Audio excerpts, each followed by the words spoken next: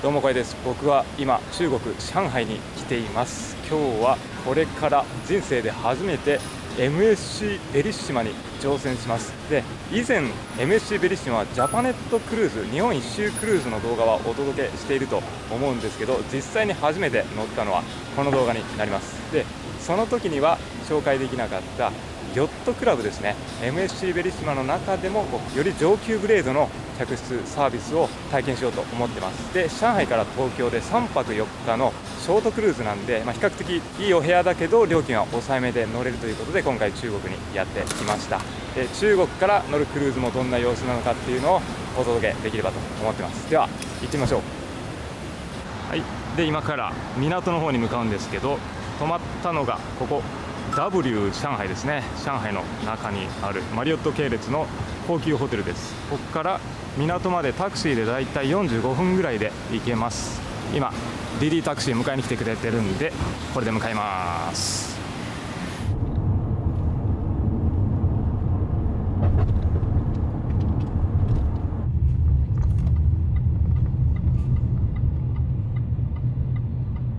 はい、タクシーで降ろしてもらいました。ここがラゲッジドロップオフって書いてるんで、荷物をここで預けることができるのかな。出発前に E メールで荷物のタグをメールで受け取れるんで、それをコピーしてカバンに取り付けて預けるって感じです、クルーズは。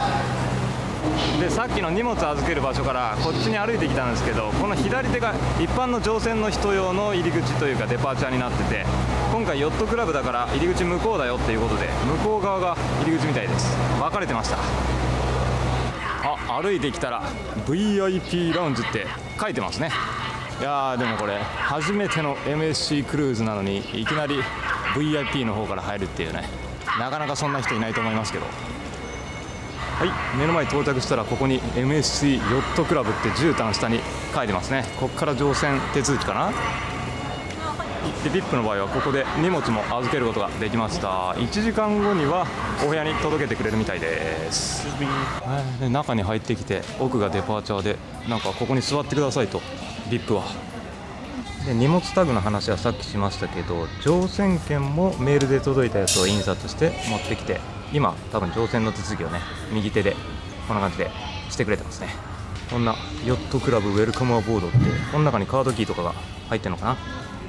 中にはこんな感じで、これがカードキーになってるのかな、腕に巻くやつ。あとは今ダイヤモンド会員なので左手にダイヤモンドメンバーカードがありますね。これもらいました。何か問題ありますの部屋電話する場所ね。私の番号は中に部屋あります。近くの電話番号ね。電話。はい、よろしくお願いします。日本語うまい。お飲み物いいですか？今ですか？何かコカ・コーラとマンゴージュースを、あとお味噌あります。おお。マンゴージュース2つ。2つ。美味しかった。飲んだ。はい、ヨットクラブの人はこんな感じでスタッフさんがみんな一緒に入っていけるみたいですね。スタッフさんみんな優しい。今セキュリティチェックを終えて出てきたところに、これは MSC クルーズですね。で、こっち側には世界地図もあって、各都市のなんか観光スポットのこの絵がいい感じですね。日本は宮島ですかね。富士山も東京タワーもいっぱいあるじゃん。こっちはシンガポールマリーナベイサンズとかサントリーニ島とかサグラダ・ファミリアも見えてます。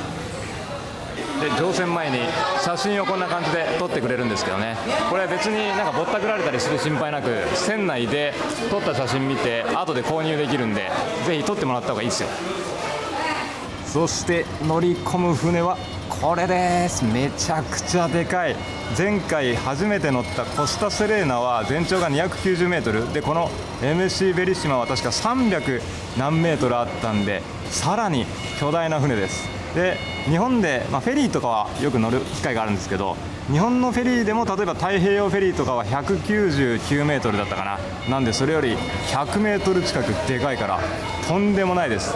これ何階建てだったかな、ちょっと忘れたけど、で確か客室数が2000いくつかあって、5000人以上の人が乗り込むことができるようになってます。中に入る前に知らない人も多いと思うんで、クルーズのグレードについて話しておくと、クルーズにはこんな感じでカジュアル、プレミアム、ラグジュアリーと3クラスあって、今回乗る MSC クルーズはカジュアル客船になります。最もリーズナブルな時期だと、なんと1泊1万円台から乗ることができます。日本人はなぜかクルーズイコール高いものっていうふうに思い込んでる人が多いんですけど、それは日本が所有するクルーズである飛鳥や日本丸がラグジュアリー客船に分類されていて、カジュアルクルーズの存在を知らない人が多いからですね。そして今回は3泊4日のショートクルーズということで、クルーズの中では比較的短い期間なので、かなりお安くクルーズ体験をすることができるんですね。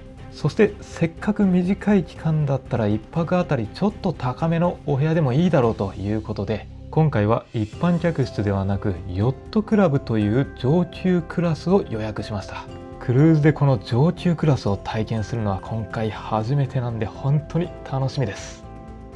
はい、乗ってきてまずはエレベーターで上に向かいます。さすがに今登場したばっかりなんで、たくさんの人でごった返してます。これ見る限りだと中国の人が多いですね、圧倒的に。日本人もでも結構ちらほらいますね。ヨットクラブの人しか入れないんですけど、この中国のおばちゃんたちが入ろうとしてます。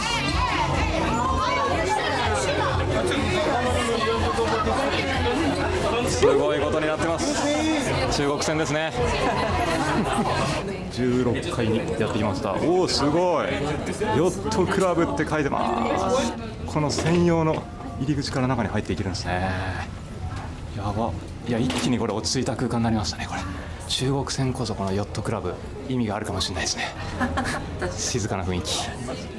ここからもまたヨットクラブ。わあ、すごい。ここがなんかラウンジみたいになってるんだ。カクテルアワーとかね、使えるんだろうな。うお、わあ、すごい。これあれかな、船尾の方かな、後ろか前かどっちか分かんないけど、目の前海が見えるんでしょうね。窓の向こうが斜めになってる感じがめっちゃいいわ。こっちの右手までたくさんソファーと椅子が並んでますね。いや、これはめちゃくちゃ絵になる空間ですね。すごい上質な色合いの大きなソファーが並んでいて、この窓際にこっち側景色見てみると、おお、素晴らしい。これは出発したら綺麗に海の景色、ここでゆっくりくつろぎながら楽しむことができそうですね。バーの前にあるドリンクはコンプリメンタリーみたいです。いや、もう乗ったばっかりですけどね、このヨットクラブ予約してよかったって、なんかもう入った瞬間から思いますね。この落ち着いたラウンジの空間でまずはゆっくりできるっていうのは、チェックインとかここの乗船手続きまでめちゃくちゃスムーズでしたね。特にこう大きく並ぶことなく。じゃあいただきます。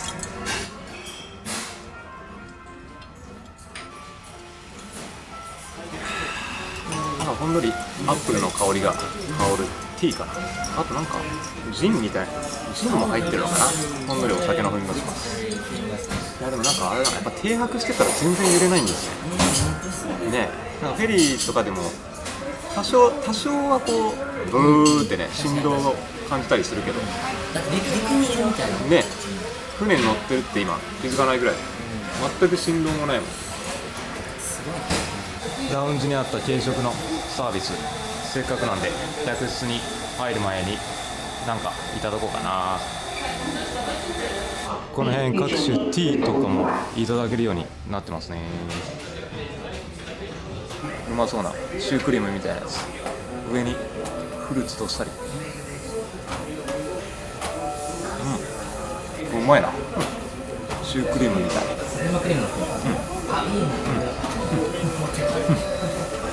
ちなみにもうこれ料金先に言っちゃおうと思うんですけど、クルーズ船高いイメージあると思いますけど、ベリッシュのは一応カジュアルクルーズの部類に入るんで、このヨットクラブ上級グレードの客室にはなるんですけど、それでも今回3泊4日で12万ぐらいでしたね。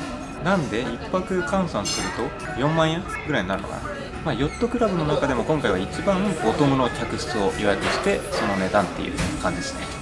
これからどんなサービスを受けられるかによりますよね。でもやっぱこういうクラブラウンジアクセスついていろんなシアターのショーとかお食事もインクルーシブなんで、それ考えるとこの上級の体験ができて3泊もできて10万円ぐらいっていうのはね、やっぱクルーザーコスパいいと思いますよ。福岡でリッツカールトン泊まったら1泊で終わっちゃいますからね。で最もリーズナブルな客室タイプだったら1泊あたり2万円台ぐらいで乗れるんですよね、お食事インクルーシブで。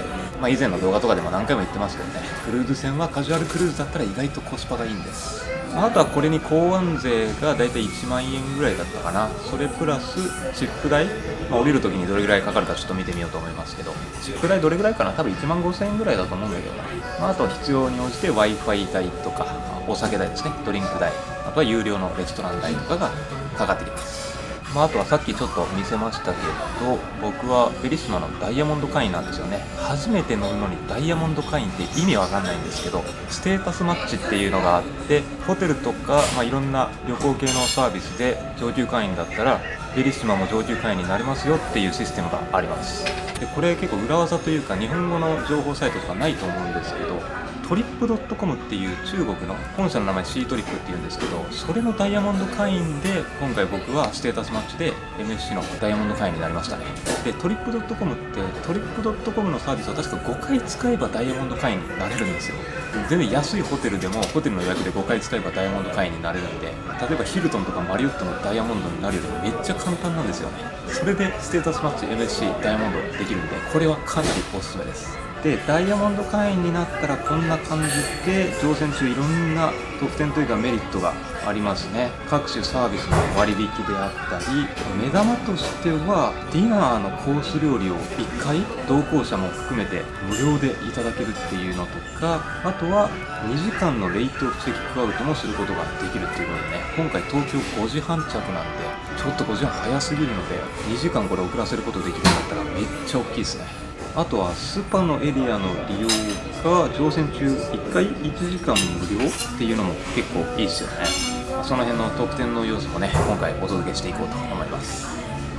はい、そして客室にラウンジから向かってきてるんですけど、僕らの客室は今回は15階です。さっきのラウンジがあったのは16階で、やっぱりヨットクラブは特別な空間になってるっぽいですね。ここの看板ありますけど、カードキー照らしたら入れると思います。こんな感じで、開いたのかな、あれ、はい、入りました。で真ん中にこんな感じで螺旋階段があるんで、これ上登ったらさっきのラウンジに行けるっていうことですね。これはめっちゃ便利だ。左手にエレベーターもあるし、今回泊まるのは15023、こっちかな。色合い的にはすごい落ち着いたトーンですね、 MSC ベリッシマはこの間乗ったコスタに比べたら。でヨットクラブはメインカラーが紫ですかね、アクセントカラーというか、ラウンジも含めて紫色がたくさん使われてます。なんかね、案内板に沿って歩いてるんだけど全然客室にたどり着けない。これコスタ乗った時もあったんだけど、もう、ぐるぐると周遊してるから分かりにくい。あ、ここじゃないかな、1523インサイドの客室だから、ここの通路に入った、あったー、内側客室だからこの中に入ったところにあったんだ。はい、じゃあ入っていきます。インサイドの客室で、いわば最もリーズナブルな客室タイプですね。入って真っ暗。カードキーをここに入れると、あれ暗いぞ、あれ下か、あれ暗いぞ暗くないどうやってつけんのこれあれ電気は、まさかこれが最大出力じゃないよねライトかなり暗いよね。これはどこだ電気。このボタンちょっとちゃんと押してなかっただけだ。多分2回押したらついた。はい、こんな感じでこれが今回3泊4日旅する客室です。至ってシンプルですね。窓付きの客室じゃないんでちょっと狭いと思いきや、でも普通にこの手前側がかなりスペースあるんで、ここに普通にスーツケース広げることもできそうだし、椅子もしっかり2台ついてるんでね、くつろぐときはベッドでダランとすれば大丈夫だと思います。でベッドの方行ってみると、コンセントこれベッドの横ないちょっと分かんないですね。コンセントパッと見ないですね。リーズナブルだからね、あんま贅沢は言えないです。もしかしたらこれヨットクラブだからちょっとこの紫色のカーペットで上品な感じに普通の一般のインサイドの客室よりはなってるかもしれないです。で、これ毎日活動デイリープログラムって書いてますね。中国発なんで、でも僕が日本人だからこれ全部日本語で書いてくれてるわ。これは素晴らしい。ちょっと後でじっくりこれ見せます。いろんなイベント開かれてるんでね、こういう風に紙が置かれてます。これなんだ、これもルームツアー終わったら後で封筒開きます。はい。で、絵もあって、こっちに鏡ですね。この辺りにはお水とかスパークリングウォーターが置かれてますね。多分これは有料ドリンクだと思いますね。この辺に置かれてるやつは。お水は、でもこれどうしたらいいんだろうな。なんか給水するとこがあるのかな。で、カップとかケトルも置かれてますし、コンセントはここにあります。で、これがね、事前にちょっと調べた感じだと、アレクサみたいにこの音声でなんか指示ができるみたいですね。Bluetooth のスピーカーにもなるのかな。で、下が、ここがミニバーだ。開けると。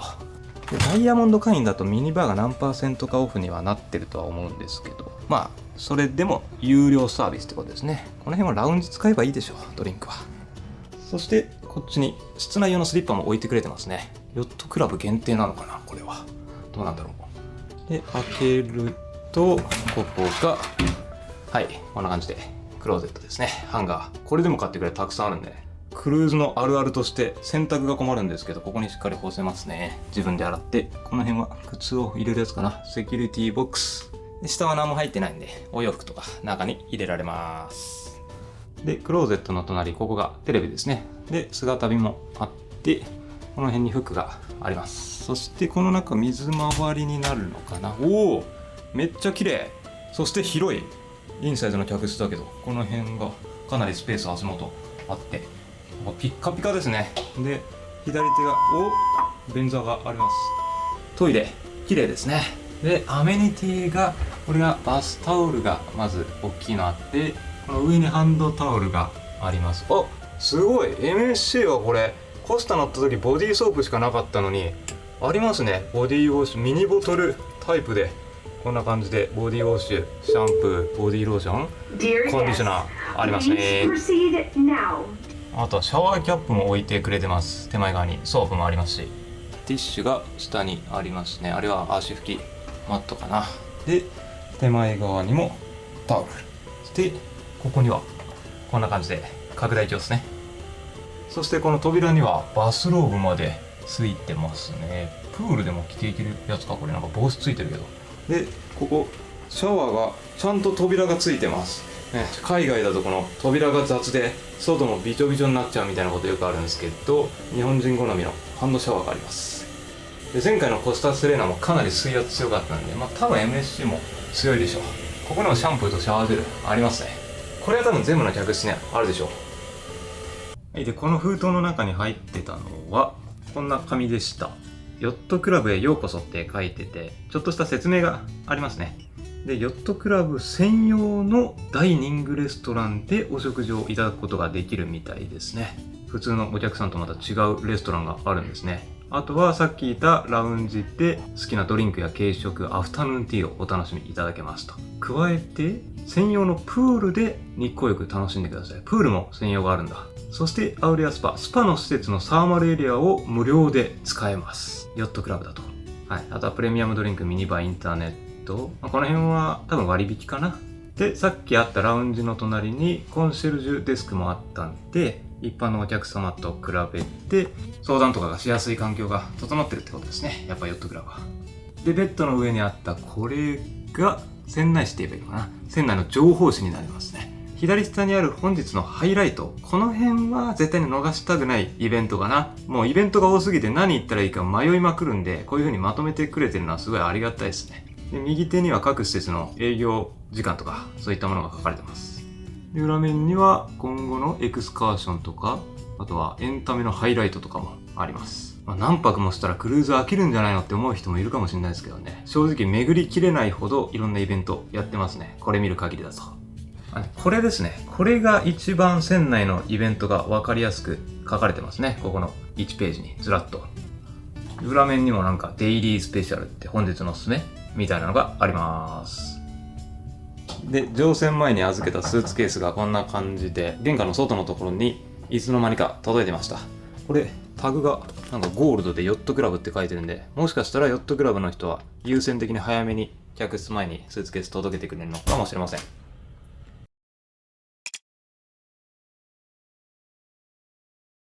はい、で客室の外、ここ今ちょうど客室がある15階ですね。出てきてみたらプールがありました。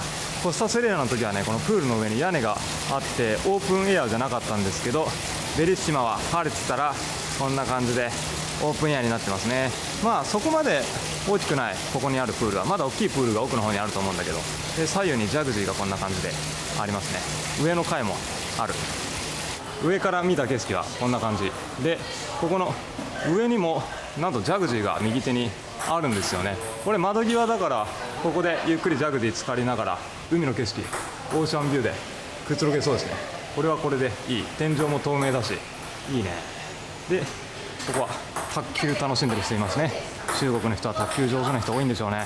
後でどすかいさんとやるか。もうなんか滝のようにあっちのウォール、壁のところは流れてますね。これさらにもう1個上の階がありますね。今16階で17階が最上階かな。ここにはサッカーのボードの遊びもあります。でさらに船尾のお尻の方に歩いていくと、ここのプールがさっきよりも大きいですね。すごい横幅がたくさんあって、もう今乗船して16時40分頃なんですけど、たくさんの人がすでに泳いでますね。で右手にはこれビッグモニターがあるんで、パブリックビューイングとかも楽しむことができそうですね。これはクルーズ船に乗ったなって思いますね。やっぱこのちょっとリゾート感あふれる雰囲気が、コスタセレーナよりも開放感があるわ。やっぱ天井がないから。であっちの盛り上がったところ、あそこは何なんだろう、レストランとかになるのかな。なんか奥まで来たらこれ陸上トラックみたいになってますね。走りたくなる。ちょっとここから見たアングルがかなり綺麗ですね。本当にクルーズ船っぽい。で向こうはステージもあるんですね、テレビの下に。左右には本当でもこれでもかっていうぐらい3デッキのチェアが並んでますね。で奥の方には、何かドリンクとか食べ物も食べやすいようなダイニングテーブルのようなものもありますし、オープンエアにもこっち側左手ジャグジー、右手の方にも右奥ジャグジーがあります。これは下にジムがありますね。で上がなんかレストランかラウンジみたいなところかな。結構たくさんの人座ってますけどね。で真ん中プールで、ちょっとねこんな感じで斜めにせり出したスペースがあるんでね、ここから見るとめちゃくちゃ迫力あります。下向いたらとんでもない高さ。今いるのが確か16階だからね、本当そこら辺の田舎のホテルよりも高さがあると思うんで、船の上に乗ってるとは思えない、もうビルの中にいるかのようなこの迫力ですよね。下向いたらこれ高所恐怖症の人は絶対これ足震えると思います。それぐらい高い。で目の前に見えてるのが上海国際ターミナル、乗ってきたターミナルですね。いやーでも本当見応えがありますね。今回は寄港地はないですけど、寄港した時はこんな感じで普段見慣れない光景の場所に到着する高揚感っていうのがね、クルーズ船っていうのは本当に楽しいんですよ。目の前上海の景色広がっていますけど、晴れてはいますけどね、ちょっと白く霞んでる感じがしますね、今日は景色が。でもやっぱ上海だからこれ正面真ん中とか結構西洋風の建物が立ち並んでいるのがよく見えますね。こっちの右手には近代的な大きなビルも建ってますけど、街中からはねちょっと離れてるんで上海のタワーとかはさすがに見えないですけど。でこっちの左手目を向けてみると、ここの上に MSC っていう風にロゴマークがはっきりと見えてますね。太陽をイメージしてるのかな、これは。反対側の景色なんですけど、こっち側のターミナルものすごい形してますね。本当近代的な SF 映画に出てきそうな、中国っぽいというか上海っぽいというかね。でさっき見ていたのがヨットクラブの僕らがチェックインした方なんですけど、こっちから一般のお客さんたちは乗り込んできてました。で船の一番後ろに来てみたら、ここにもなんかちょこんとちっちゃなプールがありました。ウォータースライダーどこかなって思ってたら、この多分上にありそうだな。うわこれ上に登ってきたらとんでもないウォータースライダーが、これちょっと今逆光で見にくいかもしれないですけど、めっちゃでかいわ。コスタセレーナと比べ物にならないぐらい。これはちょっと滑るの楽しみだ。でこっち側にはなんかスカイウォークみたいなね、ここ多分歩くことができるようになってて、向こう側が線美でしっかり海の景色が見られるようになってるんですね。歩きながらこれも乗ってみましょう。今まだ営業開始してないですからね。明日とか明後日とか。本当になんか遊園地に来たみたい。これが船の上にあるとは思えない。びっくり。これもう船の外にせり出してるもんこれすげえな。あー、これ反対側来たらここにドボンするわけだ。明日明後日楽しみだなこれ。でこのジムの下にある見えてるところが、あそこがマーケットプレイスビュッフェって書いてるんで、オールデイダイニングのレストランですね。インクルーシブの全てのお客さんがいただける。こんな感じで中入ってきたら、窓の奥には海の景色を眺めながらダイニングテーブルがたくさん並んでます。うわー、これはもう乗った瞬間からこのビュッフェのエリアは大混雑ですね。中国の路線っていうのもあるでしょうね。この勢いよくガーッと皆さん食事作ってます。見渡す限りだって欧米人の人はプールサイドでゆっくりしてる人が多くて、ここのお食事会場は中国人しかいない感じです。今この上層階のところをね、たくさん歩きました。客室とかヨットクラブのラウンジがあるのは一番先頭の方なんですよね。あとはプール、バー、ここの辺を歩いてきたって感じですね今で。ちょっと下に行ってみましょうかね。そして今ここが中央の吹き抜けのところかな。4、5、6階あたりにやってきたんですけど、これはすごい。見てください。奥の方になんかアーケードのような通りが続いていて、まるでこれ街の中にいるかのような雰囲気が目の前に広がってます。あそこにショップとかも多分たくさん連なってるんでしょうね。いやー、これはすごい。コスタセレーナ乗った時にね、ここまで豪勢な中央の吹き抜けとこの通りっていうのはなかったんで、これはびっくりですね。いや、まさにクルーズ旅っていう感じでね、この豪華絢爛な雰囲気が漂ってます。でこれ下見るとピアノとかもあるから、この辺で、ライブミュージック流したりダンス楽しんだりすることがあるんでしょうね。今これ乗船したばっかりだから、本当たくさんの人たちで賑わってる状態ですね。なんかいろいろあの辺インフォメーションセンターが下にあるから、登録とかをしに行って列ができてますね。反対側来てみるとこんな感じで、やっぱりここがステージになってたんですね。グランドピアノがあるところ。わー、やっぱりこれはすごい。もう本当船の中じゃないわ。これはちょっとしたこう都会の中の洗練された街の中歩いてるみたいですね。右手見ると高級ブティックとかたくさん販売されてる感じ。カフェとかもありますし、ここがラグジュアリープラザって書いてるんで、この中にオメガが見えてますけどね。高級ブティック店がたくさんあるんでしょうか。まだオープンはしてません。今見たカフェっていったところは、ここクレープとジェラート屋さんですね。めっちゃなんかいい感じ。フレーバーがこれでもかってぐらいたくさんあって、めちゃくちゃ美味しそう。やっぱりイタリア戦だからね、本格的なジェラートが多分いただけるんで、どっかのタイミングで食べたいな。ジェラートだけじゃなくて美味しそうなクレープもたくさん並んでる。これは食欲そそられるわ。乗船してからウェルカムパーティーみたいなやつが始まりましたね。スタッフの方々がこのエリアで踊ってくれてます。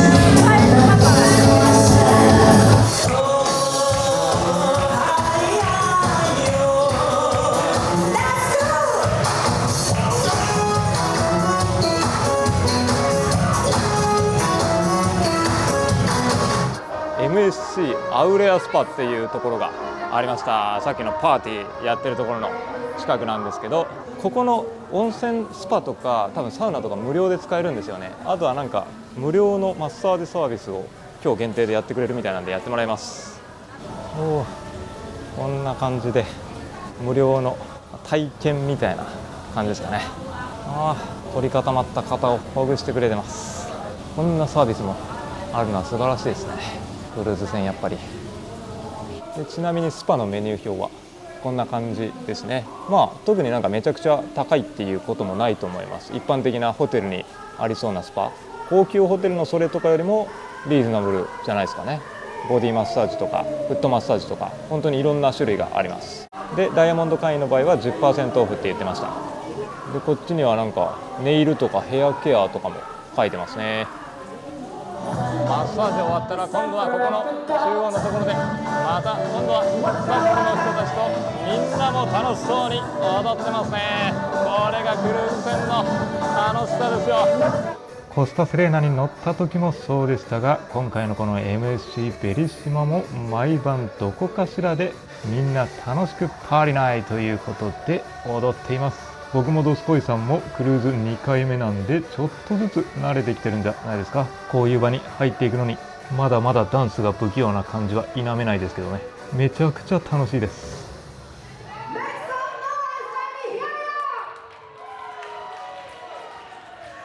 こんな感じでもう乗った瞬間からすごい、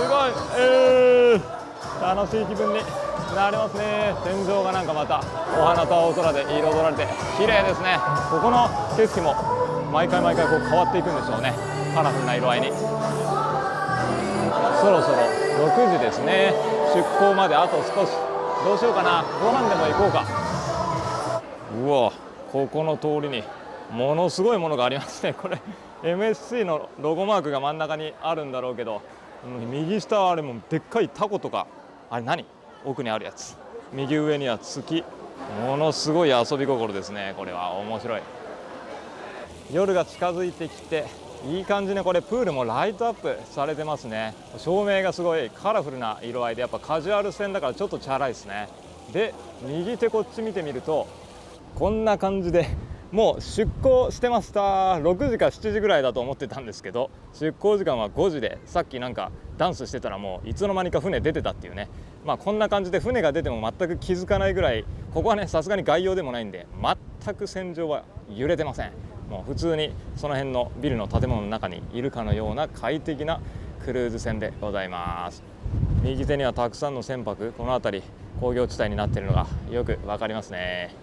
今日はちょっとどんよりと曇った感じで夕方のトワイライトの景色は見れなさそうですけどね。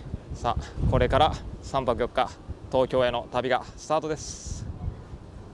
船内マップなんですけど、今回僕が泊まっているこのヨットクラブが船の船首の方にあるんで、この辺にヨットクラブのサービスが固まってて、で下にはシアターとかスパですね、これも無料で利用できるところがあって、あとは真ん中にプールがあって、この辺にショップのストリートといいますかね、あとは飲食店とかもあった場所が真ん中で、後ろの方にはちょっとしたバーとか、ジムと、ここにもラウンジがあるんですよね、一般のお客さん向けの。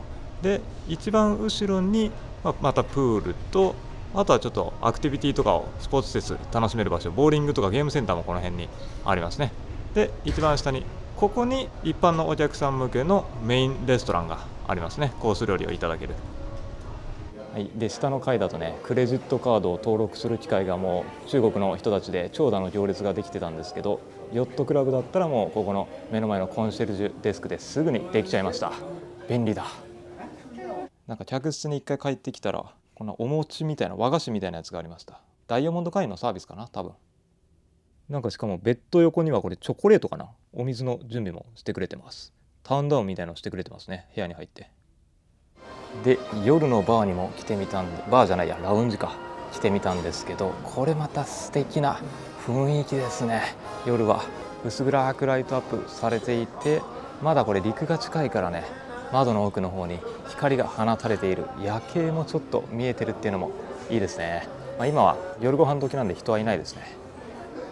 でここのラウンジはやっぱりアルコールとかこのソフトドリンクすべてコンプリメンタリー無料でしたね。でここのページがソフトドリンクかな、左手カフェテリアとかフルーツジュースとかも右下にありますね。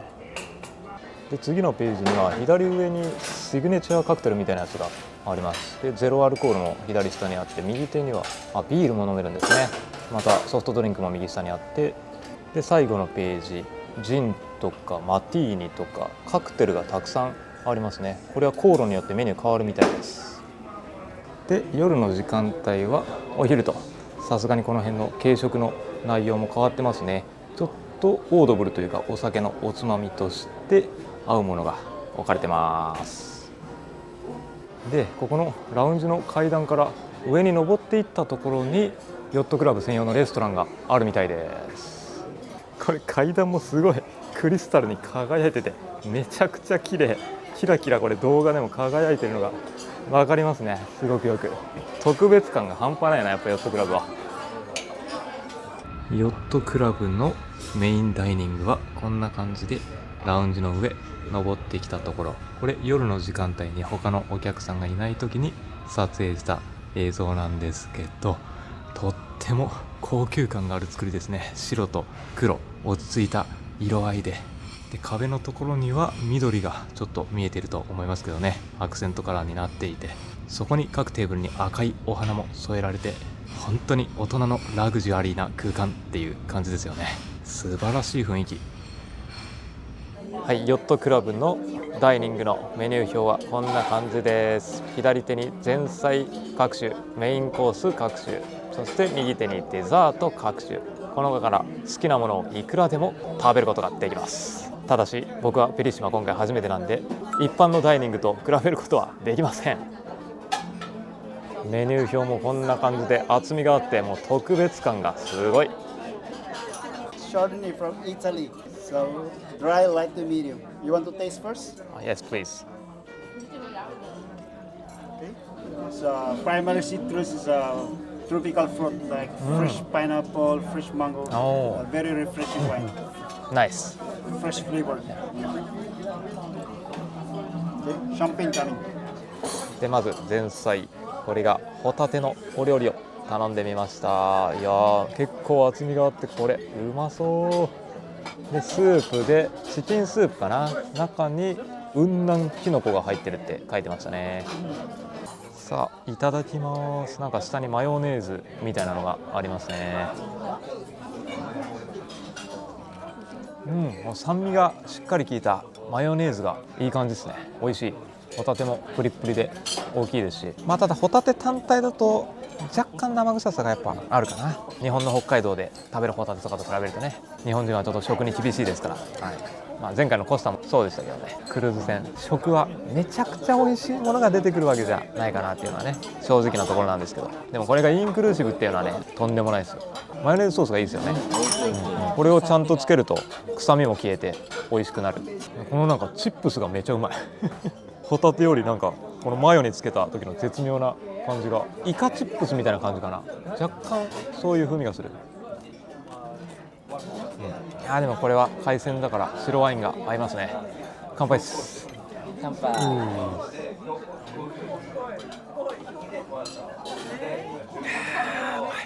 これが飲み放題ですからね。海鮮食べ放題、白ワイン飲み放題、そしてお肉食べ放題、赤ワイン飲み放題、こんなすごいところありますかっていうところですね、やっぱ魅力は。コスパいい。だからクルーズ船はコスパがいいんですよ。この間コスタセレーナはコスパセレーナでしたからね。昔そうだね。MSC ベリッシマはマジですごいコスパっすねMSC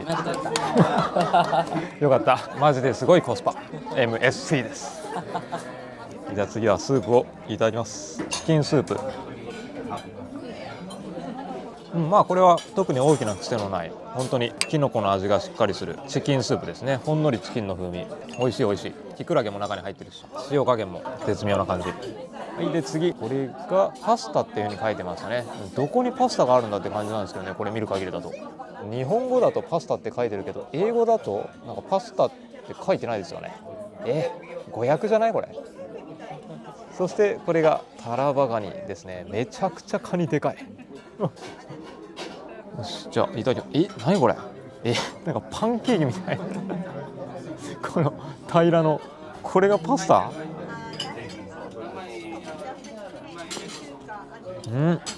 なんか中に枝豆がすりつぶされたようなものが敷き詰められてて、周りはちょっとこう、普通に小麦粉を使った生地っていう感じかな。ソースはなんか人参ソースみたいなやつ、若干塩味とクリーミーさがある、お芋っぽい風味もしますね。可もなく不可もなくって感じか。さあではカニいきましょうか。タラバガニめちゃくちゃでかい。これこれは切らないと。これはうまいですね。食べ応えのあるカニです。もちろんホタテと同じく日本の最高級のね、北海道とかで食べるものに比べたら質は劣りますけど、食べ放題なんで、はい、でまだ全然お腹入るんで、もう一品頼みました。ツナステーキです。これ見た目めちゃくちゃうまそうじゃないですか。綺麗に焼き上げられた感じが高級店で出てきそうな感じ。トシコさん、それ何頼んだんですか？これ子牛のチョップ。食べてみてください。お、なんかここかぶりついてたんですけど、骨ガブってなって、骨とあと牛カツって感じ。すごいぞこれ。洋食って感じ。日本じゃ意外と食えないですね。なさそう。骨が入ったこと初めて。ね、牛カツ面白い。これはちょっと期待できそうですね。レモンをかけます。うまい。焼き上げ方が絶妙。表面だけしっかり香ばしく焦げ目がついて、香ばしさとともにこのしっとりとしたマグロステーキが口にじわじわと広がっていく感じがいいですね。でやっぱマグロなんでね、牛とかと比べてさっぱりしてるから後味もすっきりでうまいですね。これは今日のご飯で一番美味しいですね。ツナステーキ、で海の幸なんで白ワインが合いますね。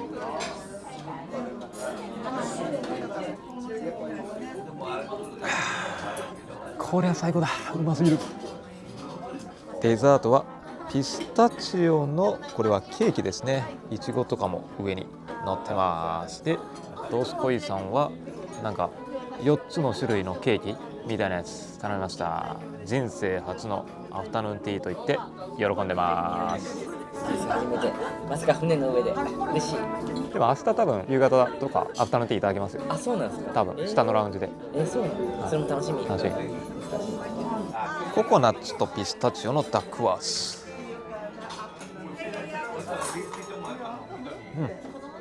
これ不思議な味だな。日本じゃなかなかやっぱない味ですね。ココナッツってあんま日本でケーキでこう使わないですよね。そのままなんですけどね。ココナッツの風味とピスタチオの風味と、あとはクリーム。ただ甘いだけじゃなくて、やっぱこのイチゴと隣にベリーが添えられてるから酸味もちゃんとあって、いい感じ。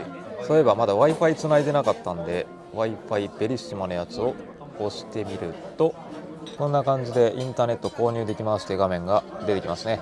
OK でログインを押すとキャビンナンバーや生年月日打ち込めば、とりあえずなんかひとまず多分ヨットクラブだから、これインターネットアクセス2デバイスでブラウズは無料でついてますね。動画とかは見られないプランになるのかな。これとりあえず開始してみようか。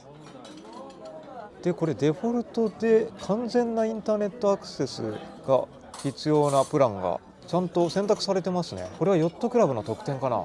インターネットアクセスついてるのすごい。で Wi-Fi 事情なんですけど、乗船中はちょっとはっきりしたことをちゃんと伝えれてなかったんで、今これ下船後なんですけど改めて丁寧に説明しますね。ちなみに後ろに見えてるのはベリッシマじゃなくてまた違うクルーズ船が寄港してますね。たくさん博多港には船があります。で乗船中はブラウズベーシングパッケージっていう、これがウェブの閲覧とかメッセージの送信のみならできるプランですね。1日あたり今13ドルになってるみたいです。でブラウズ&ストリーム高速接続パッケージっていう、これが動画鑑賞などもがっつりしたい人向けの高速通信プランですね。でこっちだと1日あたりちょっと高くなって今は18ドルになってます。つまり今回の場合だったら18ドル×日数分4泊で合計72ドルぐらい高速通信だと必要になりますね。ただ1日だけ使いたいっていう人向けのプランもあって、その場合は乗船中のパッケージより少し高くなって1日利用で26ドルです。で今回のクルーズや海外旅行中に Wi-Fi を利用するときにこれはあった方がいいっていうのを一つ紹介しておきますね。PR ではありますけど、僕も普段使いまくっているおすすめのサービスで必要な方も多いかと思います。これ意外と知らない人もいるんですけど VPN ですね。僕は NordVPN っていう会社のものを使っていて、なんで VPN が必要かっていうと、セキュリティの強化と海外からだとアクセスできない日本のコンテンツを見るためです。寄港地に日本が含まれようとも外国籍のクルーズっていうのは海外の通信になります。それぞれ詳しく説明すると、まずセキュリティの強化についてなんですが、旅中でも日常でもフリー Wi-Fi っていうのは接続する機会皆さんたくさんあると思います。ただこのフリー Wi-Fi は同じ Wi-Fi に接続している者同士だったら、例えばクレカの情報であったりウェブ上のアカウントのパスワードなどの個人情報を盗まれるリスクがあるんですよね。最近多いフィッシング詐欺に遭ってしまう可能性もあります。こんなことがあって、例えば旅中にクレカの不正利用があったり、大切な SNS のアカウントが乗っ取られたら嫌ですよね。でフリー Wi-Fi っていうのは完全に無防備な状態で見知らぬ人たちの中にいるというイメージです。ただこの状態から VPN を使うことによって他の人たちから隔離された中で自分だけの空間を作って防御を固めてネットを使うイメージ、こんな状態にすることができます。なんで僕は旅行中はもちろん普段の生活の中でも、例えば商品の購入とか銀行口座やクレカの確認をするとき、パスワードを入力するときとかですね、そんな時公共のフリー Wi-Fi を使っている際は必ず VPN を使うようにしてますね。でこの VPN サービスはセキュリティを強化するだけじゃなくて、世界中のネットワークにアクセスすることができるっていうのが次のメリットでもあります。いやどういうことやねんって思った人もいるかと思いますが、さっき海外の通信だとアクセスできない日本のコンテンツを見られるっていうふうに言いましたけど、これも意外と知らない人いるんですけど、海外からだと普段日本で見ている、日本で契約した動画配信サービスやウェブサイトを見ることができないことが多いんですよ。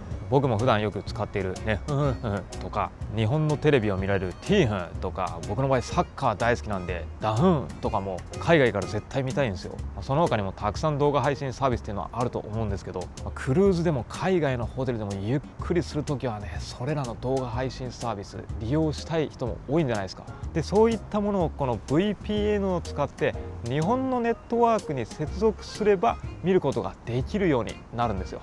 でそういうふうに海外から日本のネットワークに接続することができるのはもちろん、日本にいる際に海外のネットワークを利用することもできます。どういうことかっていうと、例えば日本のネットワークに接続しているときはジブリとかハリー・ポッターとか動画配信サービスから確か見ることができないんですけど、ただ VPN を使って海外のネットワークに接続すれば、今ここ日本にいる場合でもそれらを見ることができるっていう裏技も使えるってことです。でたくさんある VPN の中でなんで僕が Node VPN を使うのかというと、1つ目が速度が安定しているからですね。VPN を使うことによるデメリットとして Wi-Fi の速度がちょっとだけ低下することがあります。でも Node VPN は他の VPN に比べて比較的速度が落ちず安定しているイメージがありますね。で2つ目がアプリの画面がすごく直感的で分かりやすく使いやすいですね。どんな感じかちょっとお見せしますけど、このアイコン Node VPN をタップすると、今の状態だとこれ保護されてませんというふうに出てます。で日本の VPN を使いたい場合は最新の接続って書いているこの Japan の部分を押してもいいんですけど、 Japan がない場合は上にある接続を検索ってやつを押すと、ここで Japan っていうふうに入力をすればこうやって Japan 出てきます。これを押すとこんな感じで上見ると Japan に接続済みっていう風に出てきますね。で Node VPN 使う理由3つ目なんですけど、適正価格であることですね。他の VPN と比較しても高すぎず安すぎず適正価格で高品質なサービスをしっかりと提供しているっていうイメージで安心して使うことができます。で最後4つ目なんですけど、ユーザーが多くて信頼性が高いからです。僕の知り合いの YouTuber とか旅仲間でも使っている人が多くて、使っている人が多いってことは信頼できる証でもあると思うんで、これまた安心して使うことができますね。こんな感じで旅中でも日常でもインターネット上のセキュリティを万全にして、ネットサーフや動画視聴をどこにいても存分に楽しみたいっていう人は Node VPN 必要かと思います。で今回この動画を見てくれた方限定の割引プランもこんな感じであるんで、ぜひ詳しいことは概要欄を見てそこから申し込んでみてください。料金的にも1月1コインぐらいで使いますし、30日間返金保証もあるんで、特にリスクがないんで気になった人は1回使ってみるっていうのをお勧めします。では通信手段を万全にしてクルーズに戻ります。そして雰囲気のいいディナー会場でお食事をして、最後食後のコーヒーを下のラウンジでいただいてます。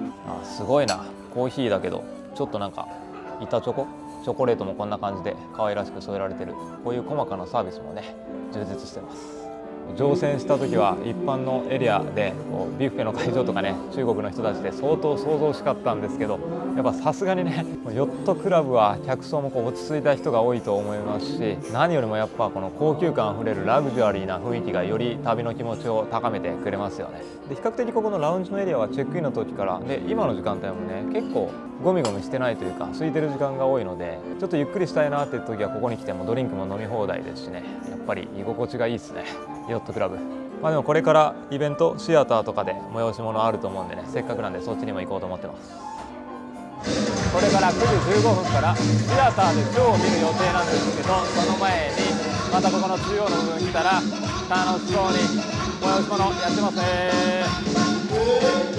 でこっちはこっちで盛り上がってるんですけど、シアターに向かいます。9時15分からで、これベリッシマはシアターは予約が必要みたいなことをネットで見たんですけど、今回のヨットクラブの場合はこのヨットクラブの印のバンドを見せれば予約なしで席が確保されてるみたいです。専用エリアで。これは便利。ロンドンシアター到着です。どんな感じだ。おお、ここが1階のスペースですごい広々してます。おお、映画館みたいな感じで本格的な劇場ですね。チェックインの時にお世話になったヨットクラブのスタッフさんですね。はい、あ、ここがプライオリティラインになってるんだ。あ、めちゃくちゃいい感じじゃん。じゃあこっち行く？こっち？Any？いや、こんな感じでちょっと高さのある真ん中の席を取れましたっていうか、もう最初からヨットクラブ専用で確保してくれてます。まあでもこのシアタールームはコスタセレーナの方がすごい華々しくて、うわーっていう風になりましたね。確か3階建てだったんで、コスタセレーナはあれはもう本当に本格的な街の中の世界的な都市のシアターのような、行ったことないですけどね、なんか人生で初めて味わうようなシアター体験ですよね。こっちはシンプルながらも、すごい見やすい快適そうな空間になってますね。毎晩違うテーマで開催されるこのショーも本当に見応えがあります。ダンス、歌、アクロバットなど多彩なエンターテインメントが繰り広げられます。プロのダンサーや歌手が出演してクオリティの高い演技と音楽で観客を楽しませてくれますね。今夜のショーは本当に中身が多彩で、ずっと見ていて飽きることがなかったですね。個人的にめちゃくちゃ良かったなって思ったのが、このラテン系の音楽に合わせて踊るダンスですね。個人的にスペインが大好きなんで、まるでフラメンコを見ているかのような、そして途中からタンゴのようなダンスにも変わって、ラテン系のダンスってなんでこんなにも人を引きつける力があるんだろうなと感動もんです。エンターテインメント、遊びを本気でやっているんだっていう情熱を感じられますよね。いや、これはもう一回見たくなるショーですよ。こんなハイクオリティなものがインクルーシブ無料で何度でも毎日見ることができるっていうのはやっぱり素晴らしいですね。クルーズ普通に街に出てこういうショーを見に行くにしたら何千円もしくは何万円かかったりしますからね。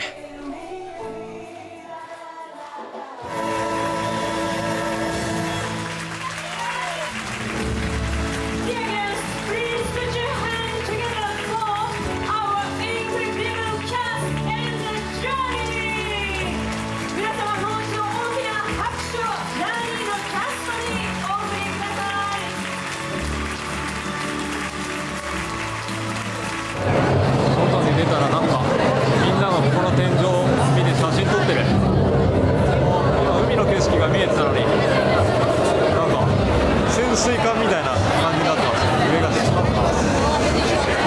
温度はステンドグラスに変わりました。教会の中みたいにこの辺の天井の変化をみんな楽しんでるっていう感じなのかな。みんなが写真撮ってるから俺も撮るみたいな感じな気がする。今からイベントが始まるっていうよりはここの通りにある、ここがまたバーですね。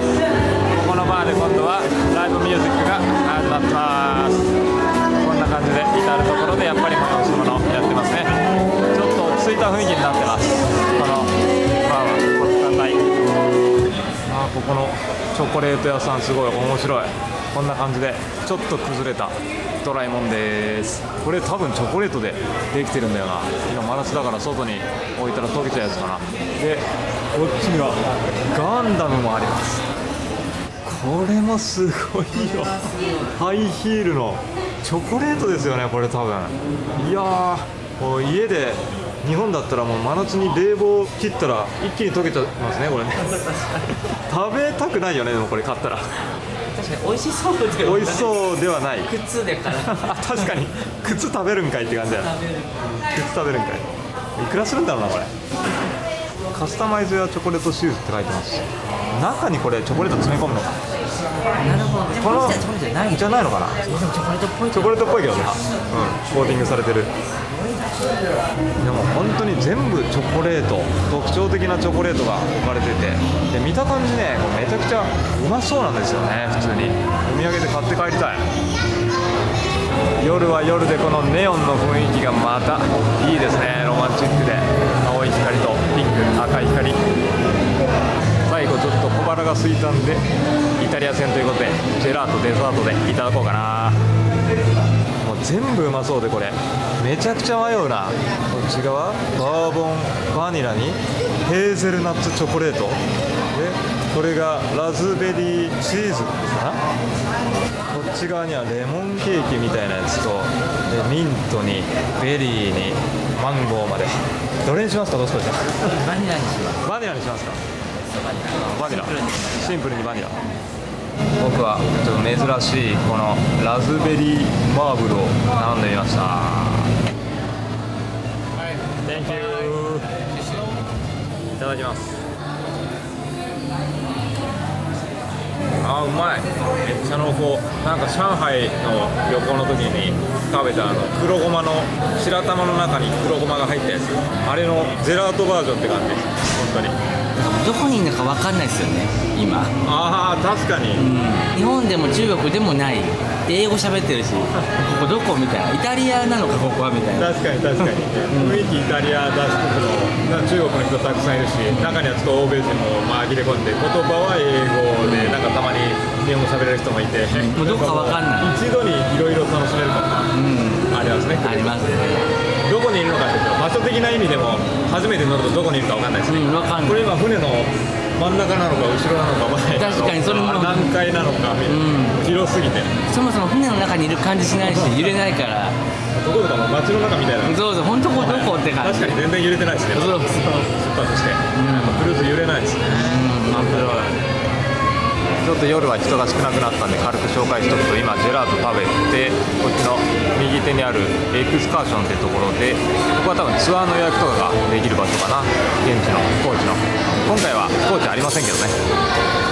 でその隣にはプラザベリッシマって書いてますけど、ここがショッピングを楽しめるところですね。夜の時間になってお店が開いたんで、結構たくさんの人が中国の方お買い物楽しんでるのが見えてますね。こっち側奥にはサングラスとか時計とかが販売されてるお店もあります。ここがラグジュアリープラザですね。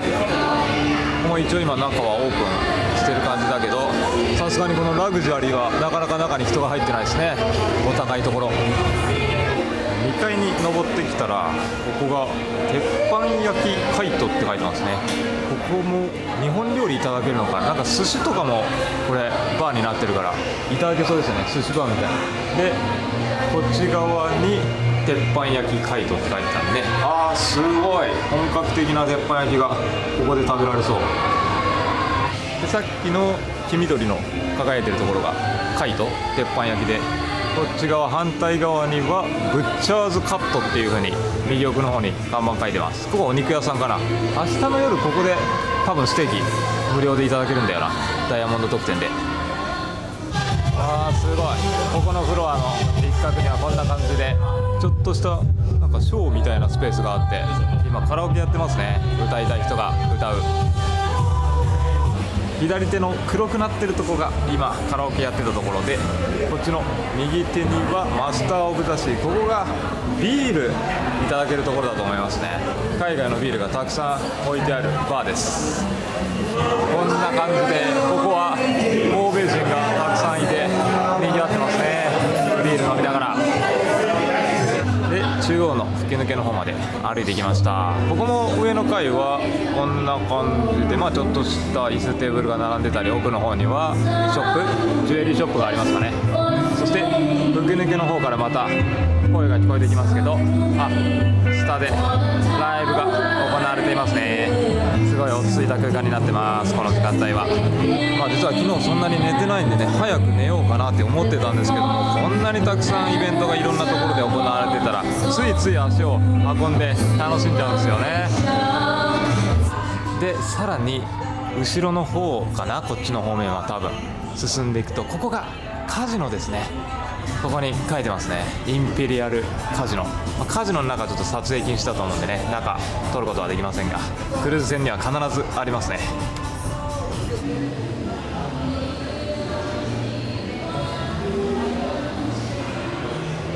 最後もう一回ラウンジに来たんですけど、夜は夜でこんな感じで可愛らしくスイーツが置かれてますね。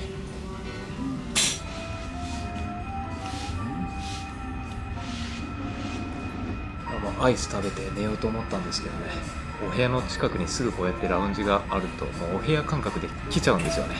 そしたらこんな美味しそうななんかチョコレートコーティングされたイチゴも置いてあって、で寝る前にはねカモミール飲むとぐっすり眠れるっていうことで、お部屋ですねここで。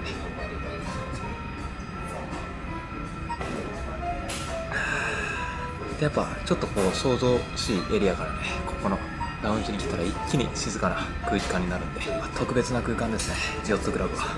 これ見るとちょっとヨットクラブ乗りたくなったでしょ。僕も体験したらこの後普通の客室に乗るってなるとね、いやーヨットクラブいいなーって思いそうで怖いっす。乗るんですけどね、これから乗るんですけどジャパネットクルーズでてかこれ今気づいたんだけど、左上にクッションライトに挟かってますね。どんな置き方してんだよって感じですけどね。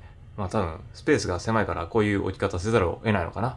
遊び心と捉えておきましょう。ちなみに重要な情報を言うの忘れてましたけど、ここの引き出しの中にドライヤーがちゃんと入ってます。ベリッシマクルーズ船のほとんどはこのドライヤーとかヘアアイロンとか、要は熱が出るものは持ち込み禁止なんですよね。でお部屋戻ってきたら明日の船内新聞がありました。明日も朝からこんな感じでたくさんイベントやってますね。そしてここにハイライトはドレスコードはホワイトフォーマルがおすすめですよっていう風に書いてくれますね。こんな感じで、今日はこういう服装できたらより楽しめますよっていうのを書いてくれてるわけです。今日は中央のエリアでたくさん音楽とともに踊ってましたけど、明日は多分これだな。22時30分ホワイトパーティーだから服装白って書いてたんだな。プールであるんだ。楽しみだなこれ。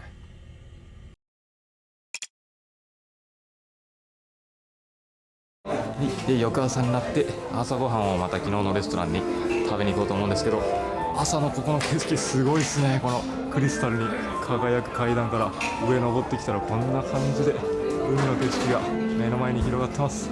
絶景だと思ったら、ヨットクラブの上のレストランは9時で朝食閉まっちゃってました。起きるの今回10時過ぎて遅すぎたんで閉まったなっていうところなんですけどね。いいや、このみんなが使えるオールデイダイニングのビュッフェレストランに行ってみましょうかね。朝からプールこんな感じでたくさんの人たち泳いでます。ここのビュッフェレストランはやっぱりこんな感じで混雑してます。いやー10時半頃なんだけどね、まだまだ人が多い。さあじゃあどんな感じのメニューがあるか見ていこうかな。ここは今ピザをこんな感じで作ってくれてるんで、ピザの種類がめっちゃたくさんありますね。こっちの左手から右手奥の方にかけて、そしてここにはサラダがあります。十分上にはトマトとかもありますね。サラダの隣にはコールドミール、チーズとかハム、右手にはパンもあります。でここには白米、ご飯と右手にスープかな。これが、チーズソースパスタで鶏肉煮込み料理ですかね、お魚で、ここにはなんか肉まんみたいなやつがこの中に入ってますね。結構いろんな種類が中に入ってます。そして冷菜かな、ちょっとしたサラダのようなものもこんな感じで並んでます。ここにあるのはお魚と焼き野菜かな、今切ってくれてます。でここにはムール貝がありますね。あとはキッシュとか、右手はチキンストロガノフで、その隣に中華風の野菜とか、この辺グリル野菜、マッシュポテト、ライブキッチンもあって、これはうどんかな、見た感じ太麺がこんな感じで入れられてますね。でトッピングでここにあるやつを自由に入れられるっていう感じかな。でここでは焼き鳥、サテーみたいなやつがあったり、チャーハンで唐揚げ、ここにはハンバーガーですね。パンがあるのでハンバーガーこれオーダーしたらお野菜とか好きなものを挟んでくれて、こっち側にはお肉もありますね。ソーセージにポテト、ここにはちょっとしたデザート類が置かれてますかね。ここもデザートコーナー、各種ケーキ、フルーツもたくさん並んでます。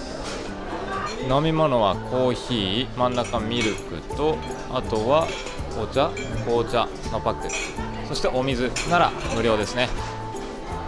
でドリンクコーナーのバーカウンターみたいなところがあって、これは乗船前、乗船した後でも購入できるとは思うんですけど、飲み放題のドリンクパッケージを注文していたらいくらでも頼むことができるということですね。料金が上がるにつれてドリンクの選択肢も増えるみたいな感じです。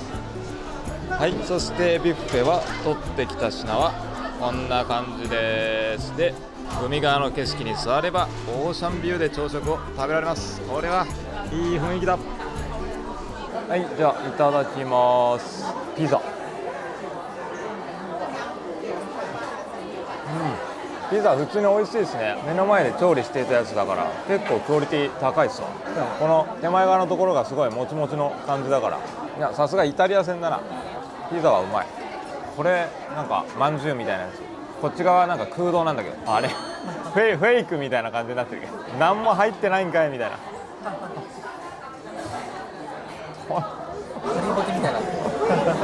でライブキッチンのうどんも食べてみましょ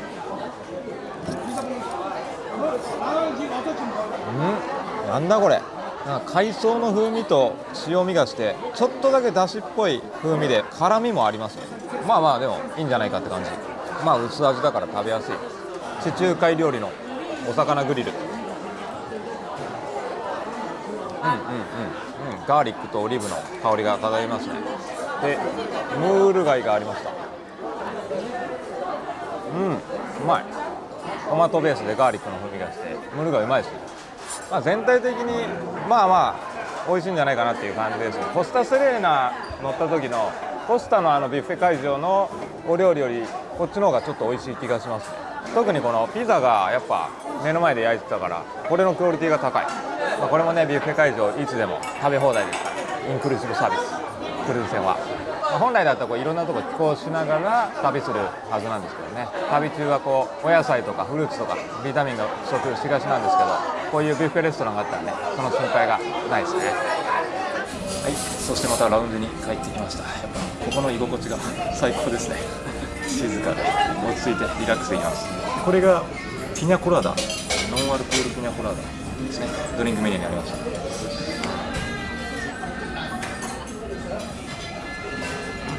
うまい。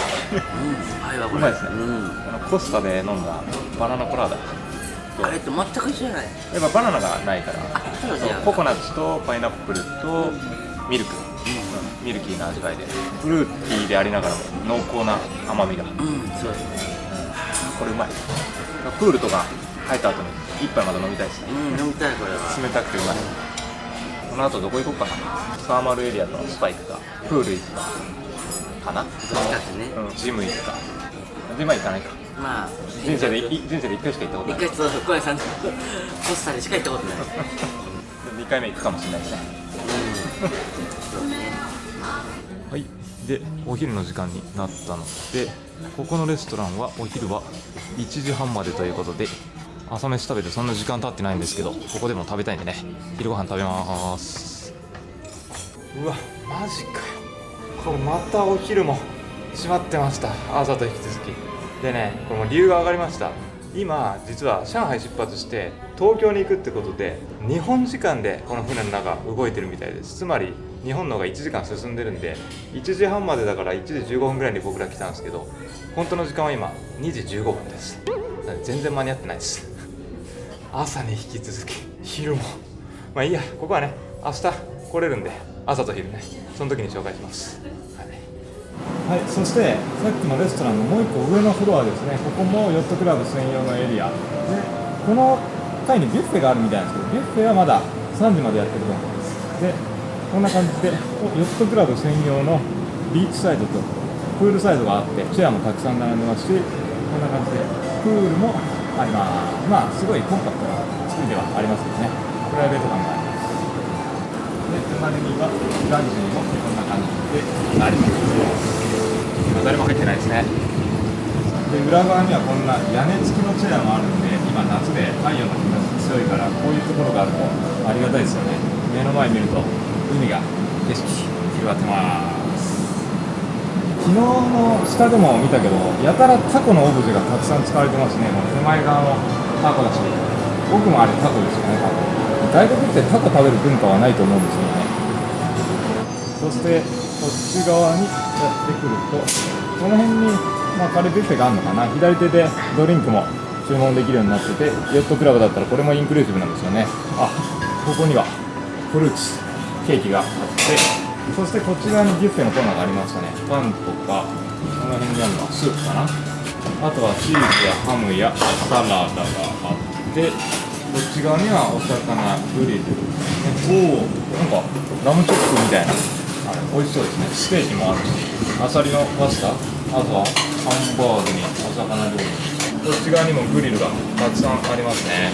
一般のビュッフェより若干こういうグリルの料理が豪華な感じがします。これもディスプレイオンリーだからね、多分焼きたてを提供してくれると思うんで、ヨットクラブのビュッフェは品数少ないけどちょっと質がいいって感じかな。いやもう時間間違えてね、もうすぐ3時になるんで、今日ダイヤモンド会員の特典でディナー無料ってやつを使おうと思ってて、それで有料レストランでステーキを食べる予定なんで、今食べない方が有料レストランのお料理楽しめるかなと思うんで、お昼は我慢しましょうかね。ということでね、こんな感じで時間を間違えちゃって、でも、おかげさまでこれランチお昼ご飯抜いたらもう体重が減り島ですね。ですね、どうすかさん。上島よりいい。いや、体重が上島よりだけで島の方がいい。どすこいさんもね、体重が上島よりも減り島がいいって言ってます。僕はちょっと体質的にもうちょっと太った方がいいんですけどね、上島がいいんですけど、どすこいさんは減り島がいいみたいです。はい、ということでもうプールに行って体を動かしましょう。ちなみにね、朝これお部屋にバトラーさんが届けてくれたんですけど、こんな感じでなんとシャンパンのサービスです。これはでもヨットクラブだからじゃなくて、ダイヤモンド会員だとこういうサービスがあるみたいですね。でこんなチョコレートも準備してくれてます。プールやってきました。今もう日本近辺にいて、鹿児島あたりを走ってるみたいですね。すごいいい天気に恵まれてます。9月は台風シーズンでちょっと心配したんですけどね、よかった。はい、昨日見たウォータースライダーがあるところにやってきました。もうここはもう思いっきり水遊びを楽しむエリアになってますね。左手に大きなプールもあるけど、キッズ用っぽい感じもするし、この下なんかトンネルで子供が下潜ってますけどね、もううわブッシャーンってこっちにもちょっと水しぶきがかかってくるぐらいで、あそこの海の方にせり出したウォータースライダー、あれ滑りたいわ。よし、じゃあ行くぞ。ここだ。この階段を登った上だ。2つに分かれてますね。こっちの右手と、今滑ってる人いるわ。こっちの左手と。さあこんな感じで浮き輪でここは滑るようになってます。シングルとダブルがあって、せっかくなんでダブルでロースコイさんと滑りますよ。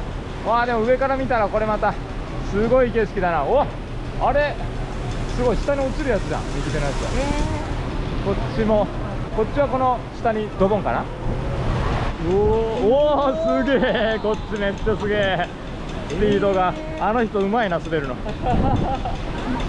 さあこっから乗りますよ。左手の方に、あそこの海にせり出したところに滑りに行くんだ。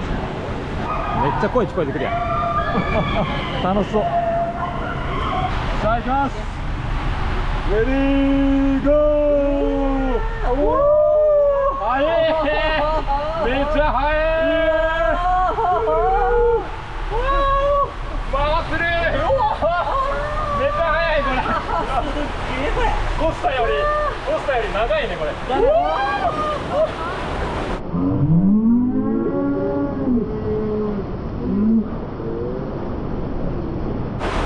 は水なのか海水なのか。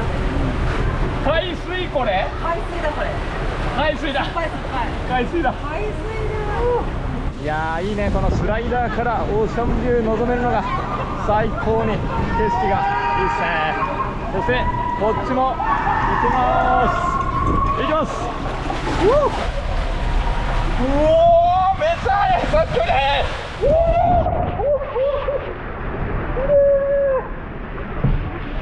これ体勢よくしたら多分もっとずーって回ると思う、ぐるぐる。次はドスコイさんが上から滑ってきます。おー、来ましたよ。